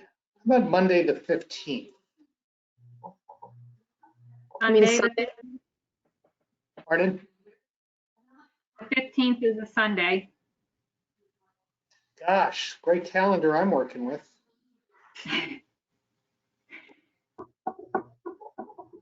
How about the 16th? I'll be at the town board meeting that night, but if we do it before that, You do We it can the do 17th? in the evening, Yep. okay. 7, Yeah, let's do it at 7. Okay. Do I'll we have set this up a- platform available?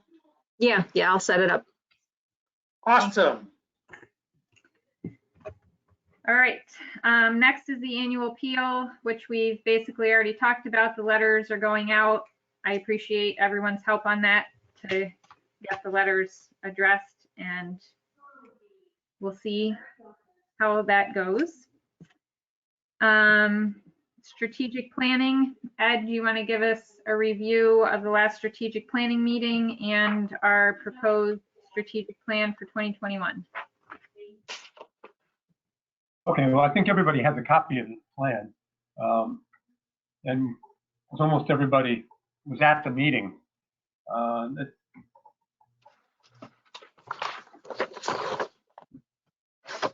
I think the only thing we have to do tonight is just, hopefully everybody's read through the plan, is just vote on whether we want to adopt the plan that we came up with in the coming year, which I Agreed. recommend. Does anybody have any questions or concerns about the strategic plan draft?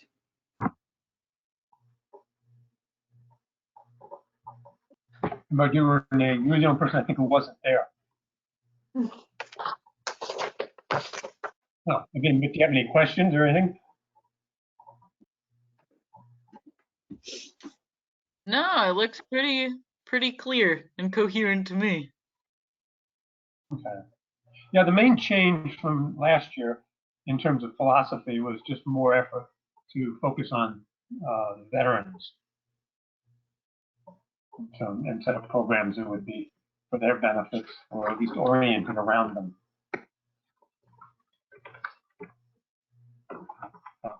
Okay, and I can make a motion. I make a motion that we adopt the plan as agreed on in the committee. Is that appropriate, I'll Melanie? second that motion. Thank you, Scott. All in favor? Aye. Yes. Motion carries. Thank you, Ed. I think since we did so much work on strategic planning last year, that things went really smoothly this year and we had a good idea of where we were headed. No, I agree. I think that this was a whole lot easier than last year, that's for sure. Yeah. So, hey, Ed, could you send me either the PDF of this saying adopted by the Board of Trustees, April 10th, 2020, or you can just send me the Word document and I can put it in there myself and then I'll post it on the website. I probably should send you the Word document because that way you'll have it formatted the way you want. I can do Perfect. that. Okay, great. Thank you, guys. Sarah, we'll move on to the brand and marketing committee. Okay, we've really touched base on all of the items, but I think we wanted to focus in primarily here or exclusively on the survey question. as of the last time we met, the consensus had been in favor of doing the community-oriented multi-organization survey, with the exception that Ed preferred the other one because it was more detailed and drilled down more into programs and services that the library offers. The reason why I sort of moved forward on the community services one was that we thought that the library only one would be cost prohibitive. We couldn't afford it. Whereas if we do the community services one, we get, hopefully, we get other organizations to pitch in because they get benefit out of it as well. So what I did was updated the survey based on a lot of feedback that I got from many of you, and also with the idea of trying to make it more engaging for people who might take it. And I sent around something suggesting all the changes. I don't want to read through them unless you want me to. But attached is the survey, the updated survey.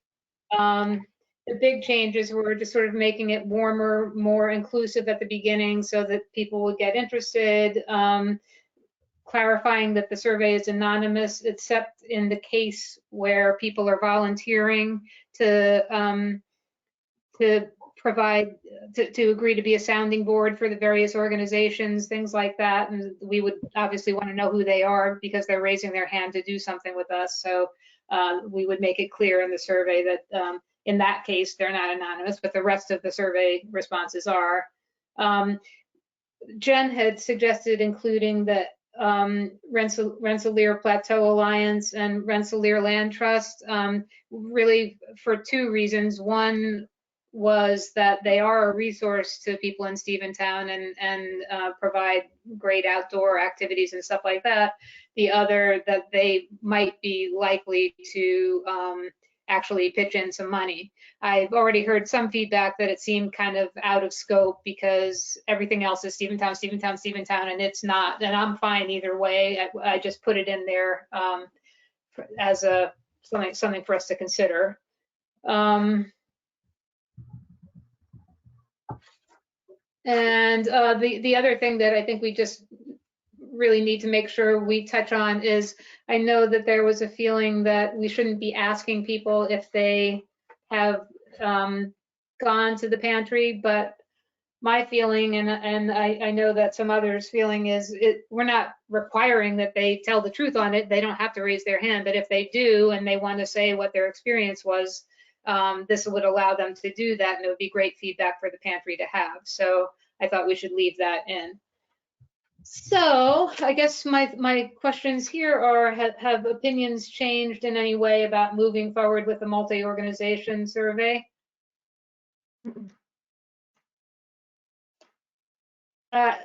unmuted. A question is, did any of the organizations express any interest in funding this? We haven't even proposed it to them, because if we weren't doing it, if I didn't get agreement from the library to do it, I was going to go ask all these people if they were interested. And I sort of needed to have a survey instrument to present to them and say, here's what you'll get out of it. So there's another step before we can find that out. They may all say, we don't have any money, no thanks. That could happen. And if that does happen and we're still interested in doing one or the other, there is the second option of pursuing some sort of grant to do it. And I included a link in that piece that's attached for an ALA grant that's specifically around community library issues that seemed like a possibility, but hopefully we wouldn't have to go there, because that's just going to push things down the road further. So it remains to be seen. But we won't know without asking, and we can't ask without having something to show them and us agreeing that we want to do it. That was my thinking. I'm still in support of doing the multi-organization survey. I think it's a good time of life right now to ask more general questions instead of more specific programming-based questions, since we're not doing that, and a nice way to involve the community and build bridges with other organizations. and share the cost, hopefully. hopefully. Others? I guess my major concern, I guess it's a concern about this. It's not really a concern. I think the information is interesting. But I think the question that I ask in taking a look at this stuff is, what does this or any organization do once it gets the data? What does the data give us? What does the data inform us about? How do we change, or whether we will change what we're doing? And I'm not so sure that there's that much information that's being garnered in this that really affects our ability to either decide what's different kinds of services to provide. And so I wonder about how useful it ends up being, but that's just my feeling. Yeah, well, the things that I feel, I agree that it's not going to give us a whole lot of drill down into what people like about programming, what other programs they would be interested in, things like that. And to get that kind of information, you would really want to go directly at people who are very engaged with the library, who already use our programs, I would think, for the most part. But I do think that it will surface sentiment around the organization, what they like, what they don't like. We can get verbatims that can be used in marketing material, and it's a baseline against which to compare ourselves going forward, so that next year we could ask a few of the core questions again in some sort of tracker type study, for example, and we can change over time. But I think that the point that Scott brought up is the reason I was in favor of just a library-only survey, because then we ask much more pointed questions. But I think this is much better than it was before in terms of being general questions that are better than that will give us some, as you said, Sarah, general background information and a basis for comparing and developing trends. So I think this is a good survey if we're going to have a joint survey. But I definitely think that we'll get more out of having one of our own. Maybe we should just make this our expensive project and actually get the information we can use to develop programs and develop changes. Yeah, I don't think they're mutually exclusive. I think this is just sort of a way to get out to the broadest universe, because it would be a mail survey, but we get the results back via an online survey, which can also be done on your phone, which is something that I found out from the vendor. So this seemed to check the box of finding out more about the populations that are engaged versus those that aren't, because we can take a look in the crosstabs at the people who really aren't engaged with the library and what their profile looks like versus those that are, for example. But it's not mutually exclusive. We can always do surveys with people specifically about our existing programming, or do focus groups, as we talked about with teens and tweens. There's a lot of other things we can do. And that would be with an audience that's more engaged, that we have email addresses for, or can call them and so on. So one thing, carrying on that same point, is the people who actually respond to this just because they like something, not the library, but because, let's say, they have an interest in the fire department, interest in the historic society. We generate a list of people who will actually at least respond, which is something we don't have yet. And so that would be useful information for making it more targeted, specific library. So we have a list. We'll of have people that provide us with their email addresses and contact information, because they either want to be a part of the incentive option, which will, there are 3 little bits of money that you can get if you get lucky. Or if they raise their hands and say they want to volunteer, or be followed up on for additional research or something, then we would get their information. But otherwise, we won't, because it's when we do, at least we have some new names of people who will actually take the time to answer the survey. There's something to be said for that, and we'll have some demographics about them. No, we absolutely will have that. Yeah. Yeah. So that would be a defense of the general survey. Hopefully somebody else will pay for it. What kind of response rate do you think you'll get? It's really hard to say. I would say like maybe 20%. if we're lucky. It could be better because it also depends on how well we get the word out, because they'll receive the postcard, but we can also post information about the fact that the postcard's coming on the various websites, our website, if the fire department decides to do it, theirs, that kind of thing. We can put flyers out saying, you know, this postcard is coming, please complete the survey. And they don't even have to wait for the postcard, because we can have the link once it's live. We'll just have the dates when it's going to be live, so they don't try to access it when it's not ready. So there's a lot of ways we can sort of get people to pay attention to it.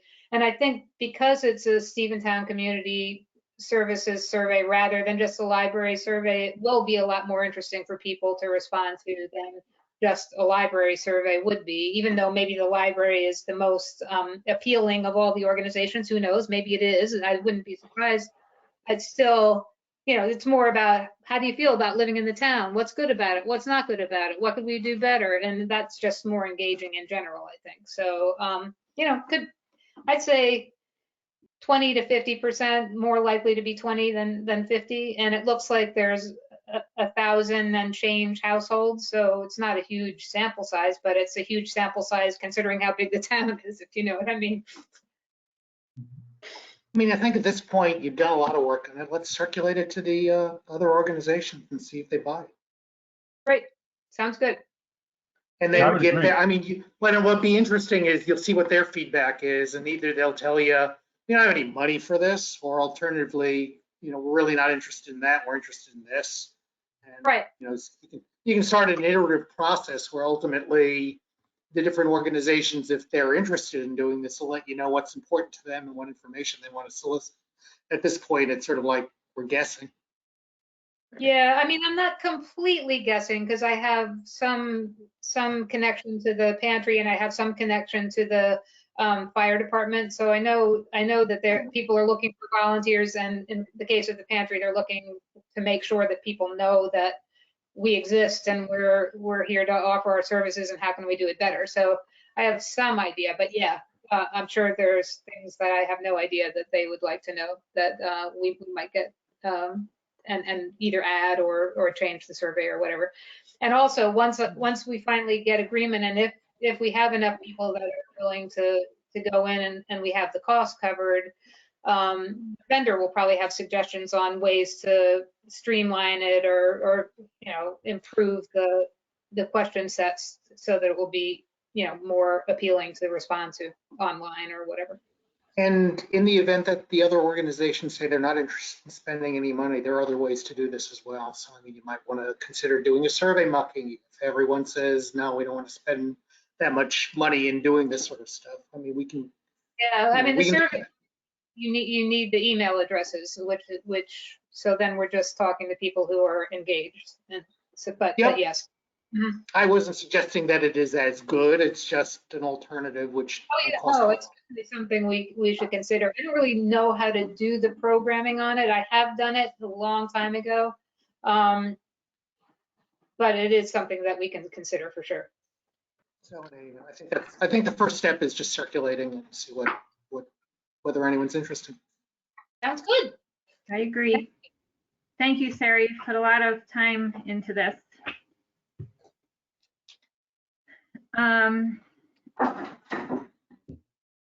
I feel like we've been talking about a lot of stuff at the brand and marketing meeting, so I was just trying to think of what else came up. But one small thing that I was just thinking about is thank you all for your contributions to the veterans video that Jen is putting together for us.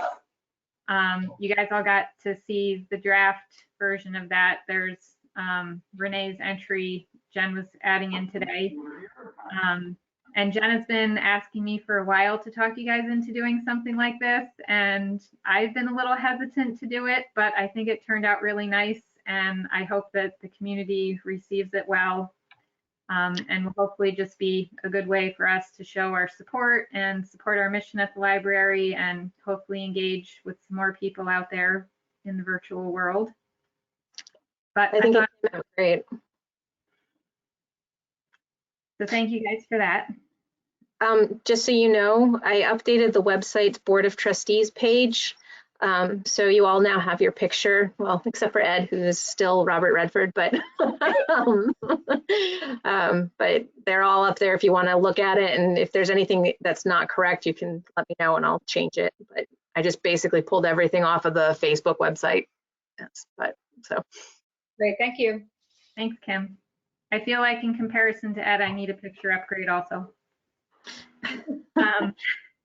actually, But we'll move on to the youth report from Rebecca. Okay, we haven't really done much. We attempted to hold trunk or treating that was socially distanced, and basically the fire hall wouldn't let us use the parking lot, so we couldn't think of an alternative place to do it. And that's about all I have to report on that. As far as youth committee goes, once the town approves our budget, our next event would be Easter, so we'll see where that goes. It's our Rebecca, way to hibernate. to teenagers to express interest in being involved in a focus group type thing for the tweens? Yeah, I mean, I have a few teenagers who would be interested in helping, like I said, some older teenagers. When you're ready, I can find some tweens, when we are ready with questions, I can find some tweens that might be also. Great, okay, thanks. Any other questions or? Thanks, Rebecca. Okay, thank you. Tom's not here for the building committee. I think everybody saw one of the emails about the septic riser that was installed. So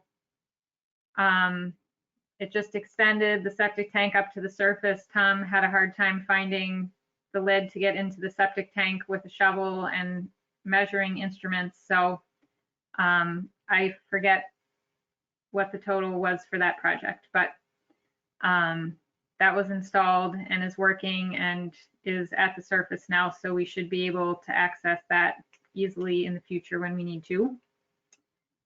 And I think that's it for our committee. Yep. Actually, I have something to add to the building report. I met with Tom's wife, Anita, and the two of us tried to figure out what we could do with the furnace to do a better job of filtering the air. And came up with answers. Unfortunately, I can't find filters that would fit into the furnace. They're all too thick if they're good enough to make a significant improvement in the air quality. I keep plugging away, but yeah, it was clear what we had to do. okay. Are there other options for that? Like, what about those stand air purifiers? And I mean, we have a list of those that we could probably use. I don't know if they're any good. Pardon? I don't know if are they any good, those kinds of air purifiers, especially for our space? Well, they work. The question is whether they have enough capacity to solve the problem. And that's why we developed the one that we're working on, because it actually focuses on the person who's most vulnerable and then goes out and purifies the rest of the room. But you'd have to get ones that were fairly strong in terms of airflow, and they're pretty expensive as far as I've seen. Probably 3 or 4, that would be several $100s a piece. And if so far we aren't having any problem, I'm inclined to keep going where we are. I mean, a week like this, you can actually open a window, which is always the best thing to do. so we'll just kind of wait things out and hope we get a vaccine, I guess.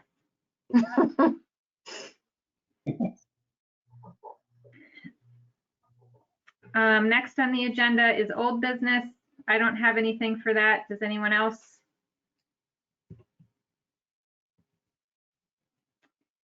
There is no public comment tonight. In new business, I was hoping Daisy was going to be here, but I'll connect with her again and invite her to our next meeting. We have a couple ideas for other potential new trustees. I spoke to one woman who it's just not a good time for her now, but she's interested in the future, so we'll keep her in mind. And Kim and I have a couple other suggestions from you guys that we're working on. And then the only other thing I have for tonight is that we've been, as a group, giving gifts for going away presents from the board and different things. There's kind of been a lot of that piling up this year. So I just wanted to raise the question about how we handle that going forward, because we don't want anyone to feel like participating in group gifts is part of being on the board. This is kind of a voluntary thing that we've done for different events, different occasions through the years. So I want to make sure that no one's feeling pressure to be involved in those things, and that we're making decisions on stuff that everyone is comfortable with. So I just wanted to talk about a way that we can handle that moving forward that doesn't put pressure on people to feel like they have to be participating in that, and that kind of makes it more of an even playing field.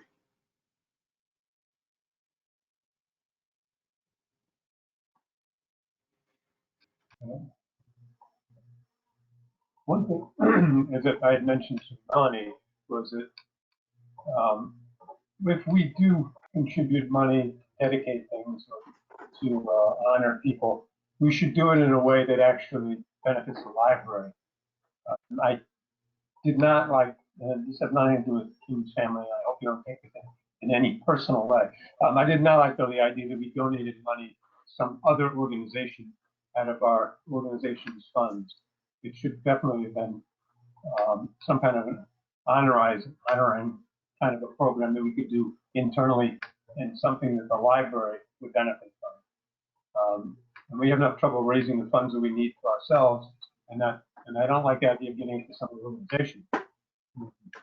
Somebody proposed trees, which we could have spent the same amount of money on, and honored people just as well, using something that would have benefited our sparse lot in the backyard.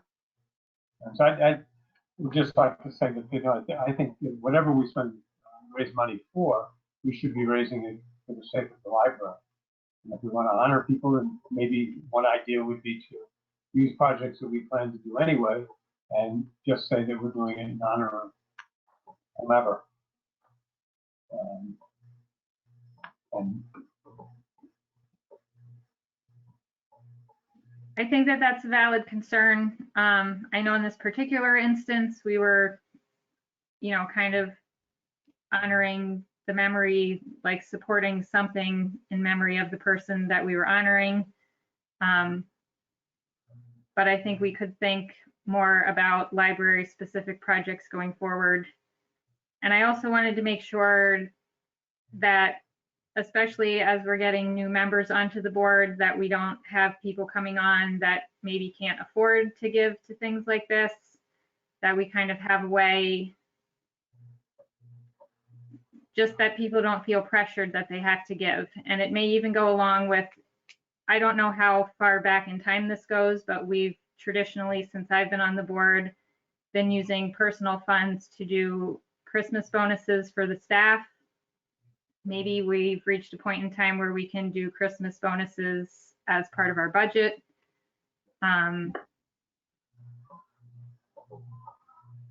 wanted to see what you guys think about that, just because I don't want becoming a board member to have the condition be that you're giving money for different group events like this. I mean, there are at least one way of looking at it, at least two types of boards. One where you join the board specifically, and from the very first moment that you've been discussing doing it, you know that they're going to be reaching in your pocket, donating lots of money. And, you know, the operas and those kind of things are notorious for that. But then there are other boards like ours who are the purpose of of the board is for us to help the library, and everybody should be able to do it in whatever way he feels comfortable doing it. And if you want to donate money, that's fine. If you don't want to donate money, there shouldn't be any pressure on you to do that.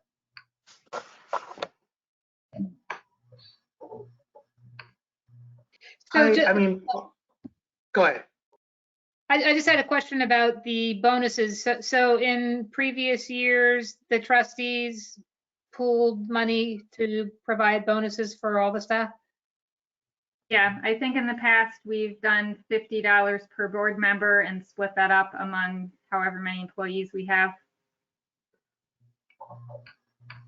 I mean, it hasn't bothered me in any way, but that, you know, I guess it is an issue if it might prohibit people from wanting to join the board. And it's not something that I've ever said ahead of time when people are asking, you know, what does it mean to be a board member? What am I expected to do? I just hadn't even thought to say that that's something that we do. I know it was kind of a surprise when it came around my first year on the board.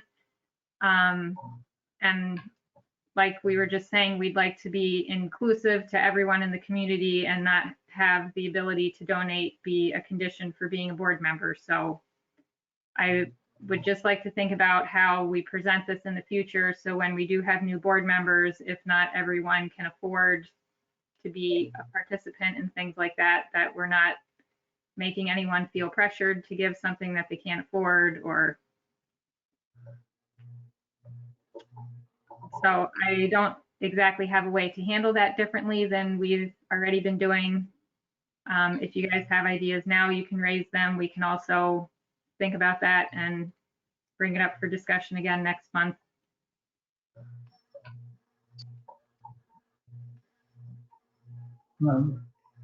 It's a delicate question. I mean, there's no simple answer.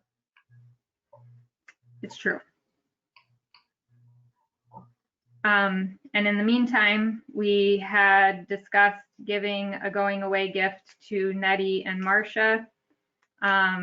We had agreed on getting Nettie a bottle of one of her favorite spirits, which Scott graciously organized for me since that's not something in my wheelhouse. And I got an engraved bookmark for Marcia.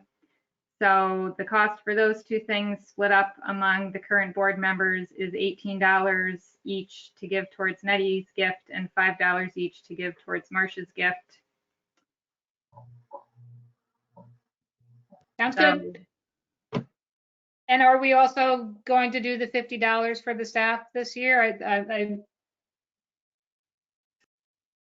Well, I kind of felt like we could bring that up for discussion. I think we have money in the budget if we decide that we would like to do that from the budget instead of from the trustees' pockets.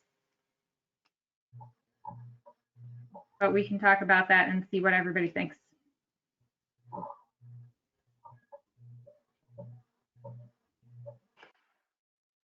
I'm fine doing it, but I'm fine not doing it too. Whatever, you know, whatever works for people. I'm okay doing it, but I can see how that more than like a going away gift or something like that would fall more in the budget area as personnel or that kind of thing. But either way, it's fine. I mean, I think each different kind of gift raises different issues for different things, and they serve different institutional purposes. I don't have a problem with any of this stuff, but you know, I can understand. I mean, I've been on boards which are fundraising exclusive boards. This is not one of those. It's a question of if, you know, people want to operate and just sort of contribute, it needs to be made clear that people don't have to, that there's no reason for them to do it. I mean, it certainly seems to be nice when people are leaving boards to recognize the work they've done as, you know, a group of folks who've worked with them. But not everyone can afford that. Right, I think that's more of a gift idea than the bonuses. Yeah, the bonus is a different. Yeah, that's a different. That I could see coming out of the budget, the bonuses are. So handling those as two separate things. The bonus issue might be easier to discuss. Is that something that you guys want to keep doing as a personal gift from board members, or do we want to talk about making that part of the budget moving forward?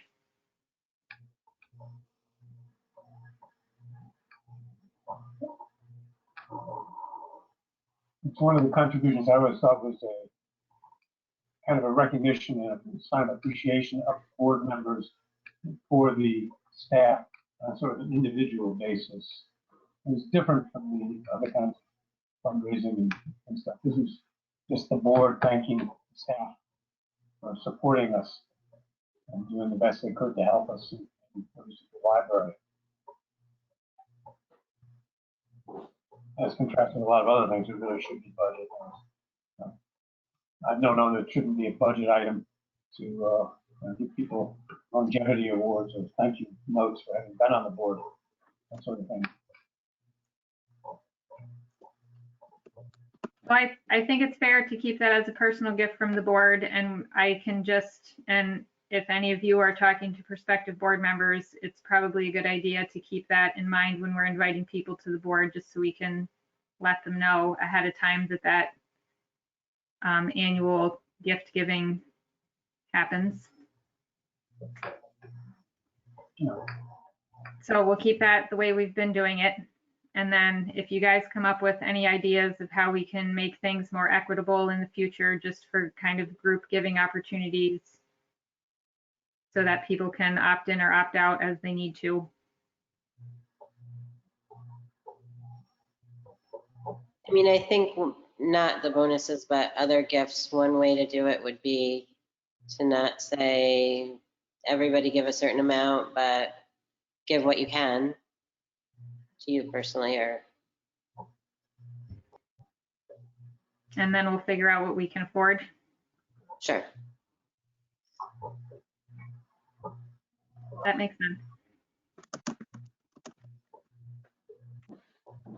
So if we're going to do it that way, if you guys can, or I can send out an email and you guys can all just reply to me or send me your own email if you want to about giving towards Nettie's gift and Marcia's gift, and let me know what you're comfortable with. Okay. All right. Is there any other new business for this evening? Well, I had some ideas for December. Kim and I had discussed how well the jack-o'-lanterns went and discussed doing maybe some type of community display for the December holidays. We talked about maybe getting round, flat wooden discs, like large enough so that they could be seen from a distance. Having people come collect them, take them home, decorate them in a weather appropriate way, paint them however creative they want to get, bring them back and hang them kind of like ornaments from the trees, maybe with some spotlights on them or something. I don't know.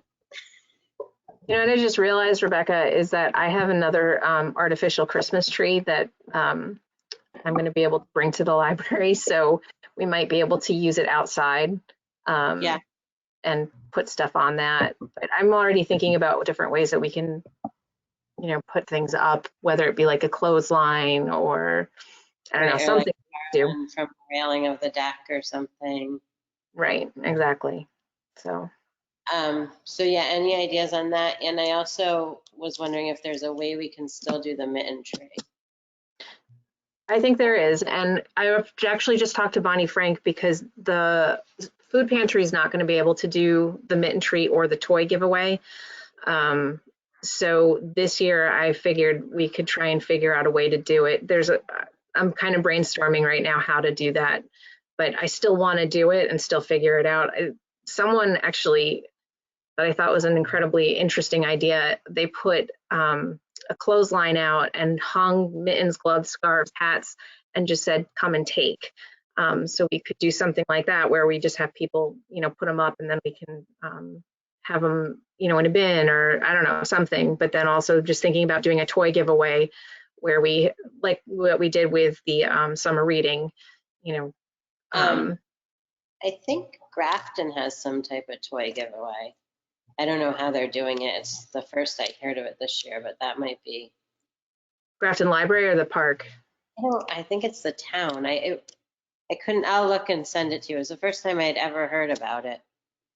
I mean, there's got to be a way we can do the toy giveaway. I don't know if Rensselaer County is going to be giving the toys this year. I'm assuming that they will. I think I saw an email about doing Toys for Tots and getting your toys in, but I could be wrong.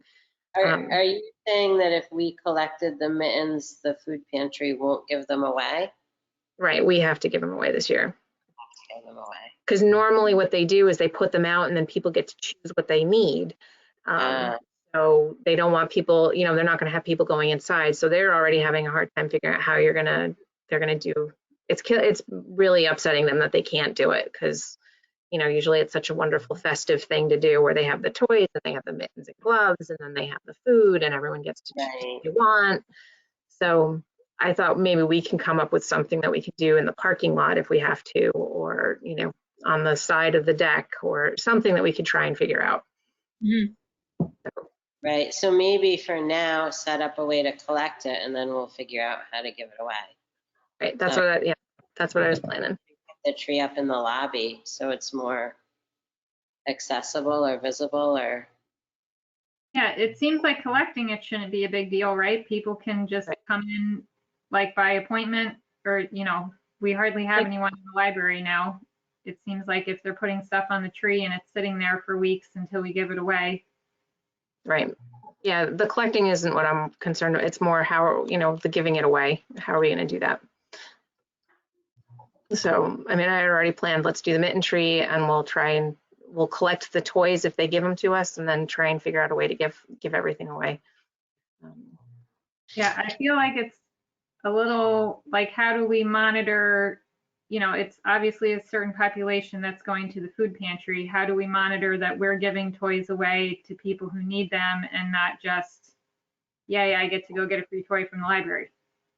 Honestly, we have so many, we had 3 bags of toys left over last year that I still have like 3 bins worth of toys that we can still give away. So I think that we usually have so much that let's just give it away to whoever feels they want to come and get a toy. You know, it's like. Melanie, is this something Deanna could help us with?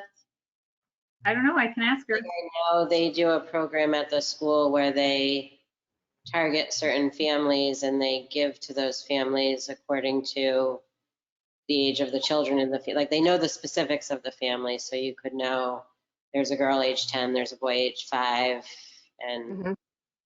Yeah, they have the Holiday Bears program. So yeah. I think families even have the option to specifically say like, we need whatever.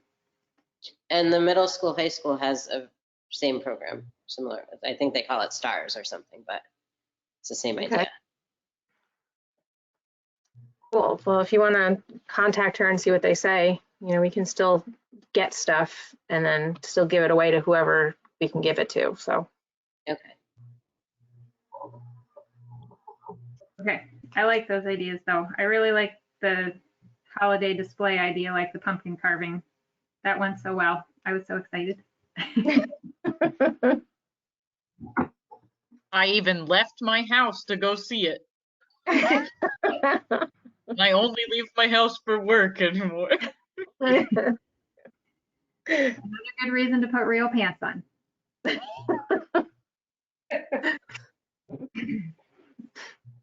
I have to keep teaching to go pick up my kids from school. Anyone else have any more new business? All right, we covered a lot of ground tonight. Thank you guys for hanging in there for a longer than usual meeting. If we don't have anything else, can I get a motion to adjourn the meeting? Yes. We're not.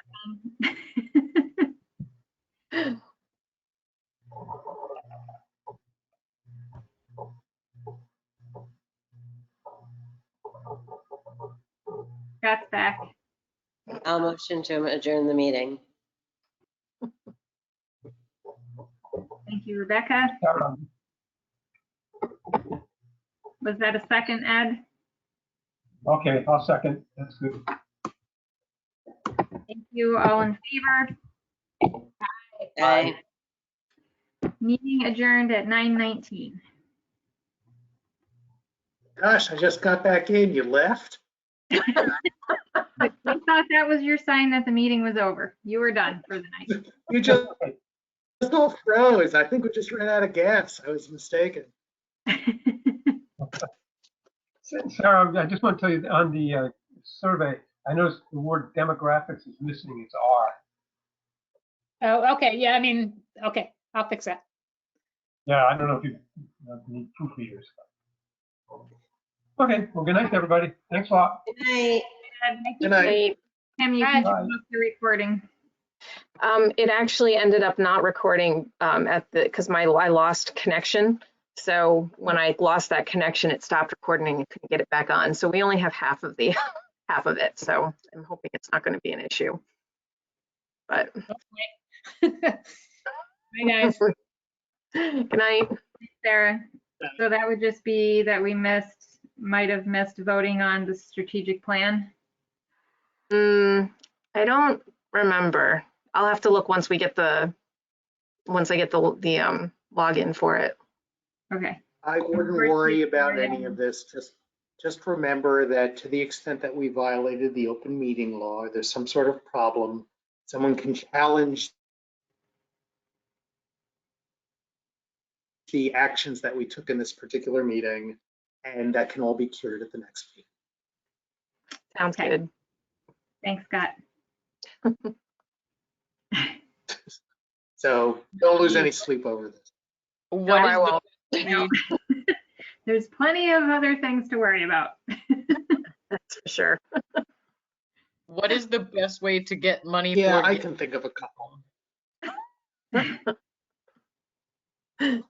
Sorry, Renee, what?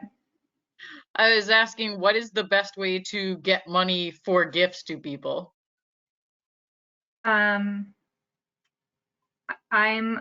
untechnologist. I can't even think of words at this point in the night. So a check works best for me, but Scott, it was the one that purchased Nettie's gift. So he's who we need to give money for that.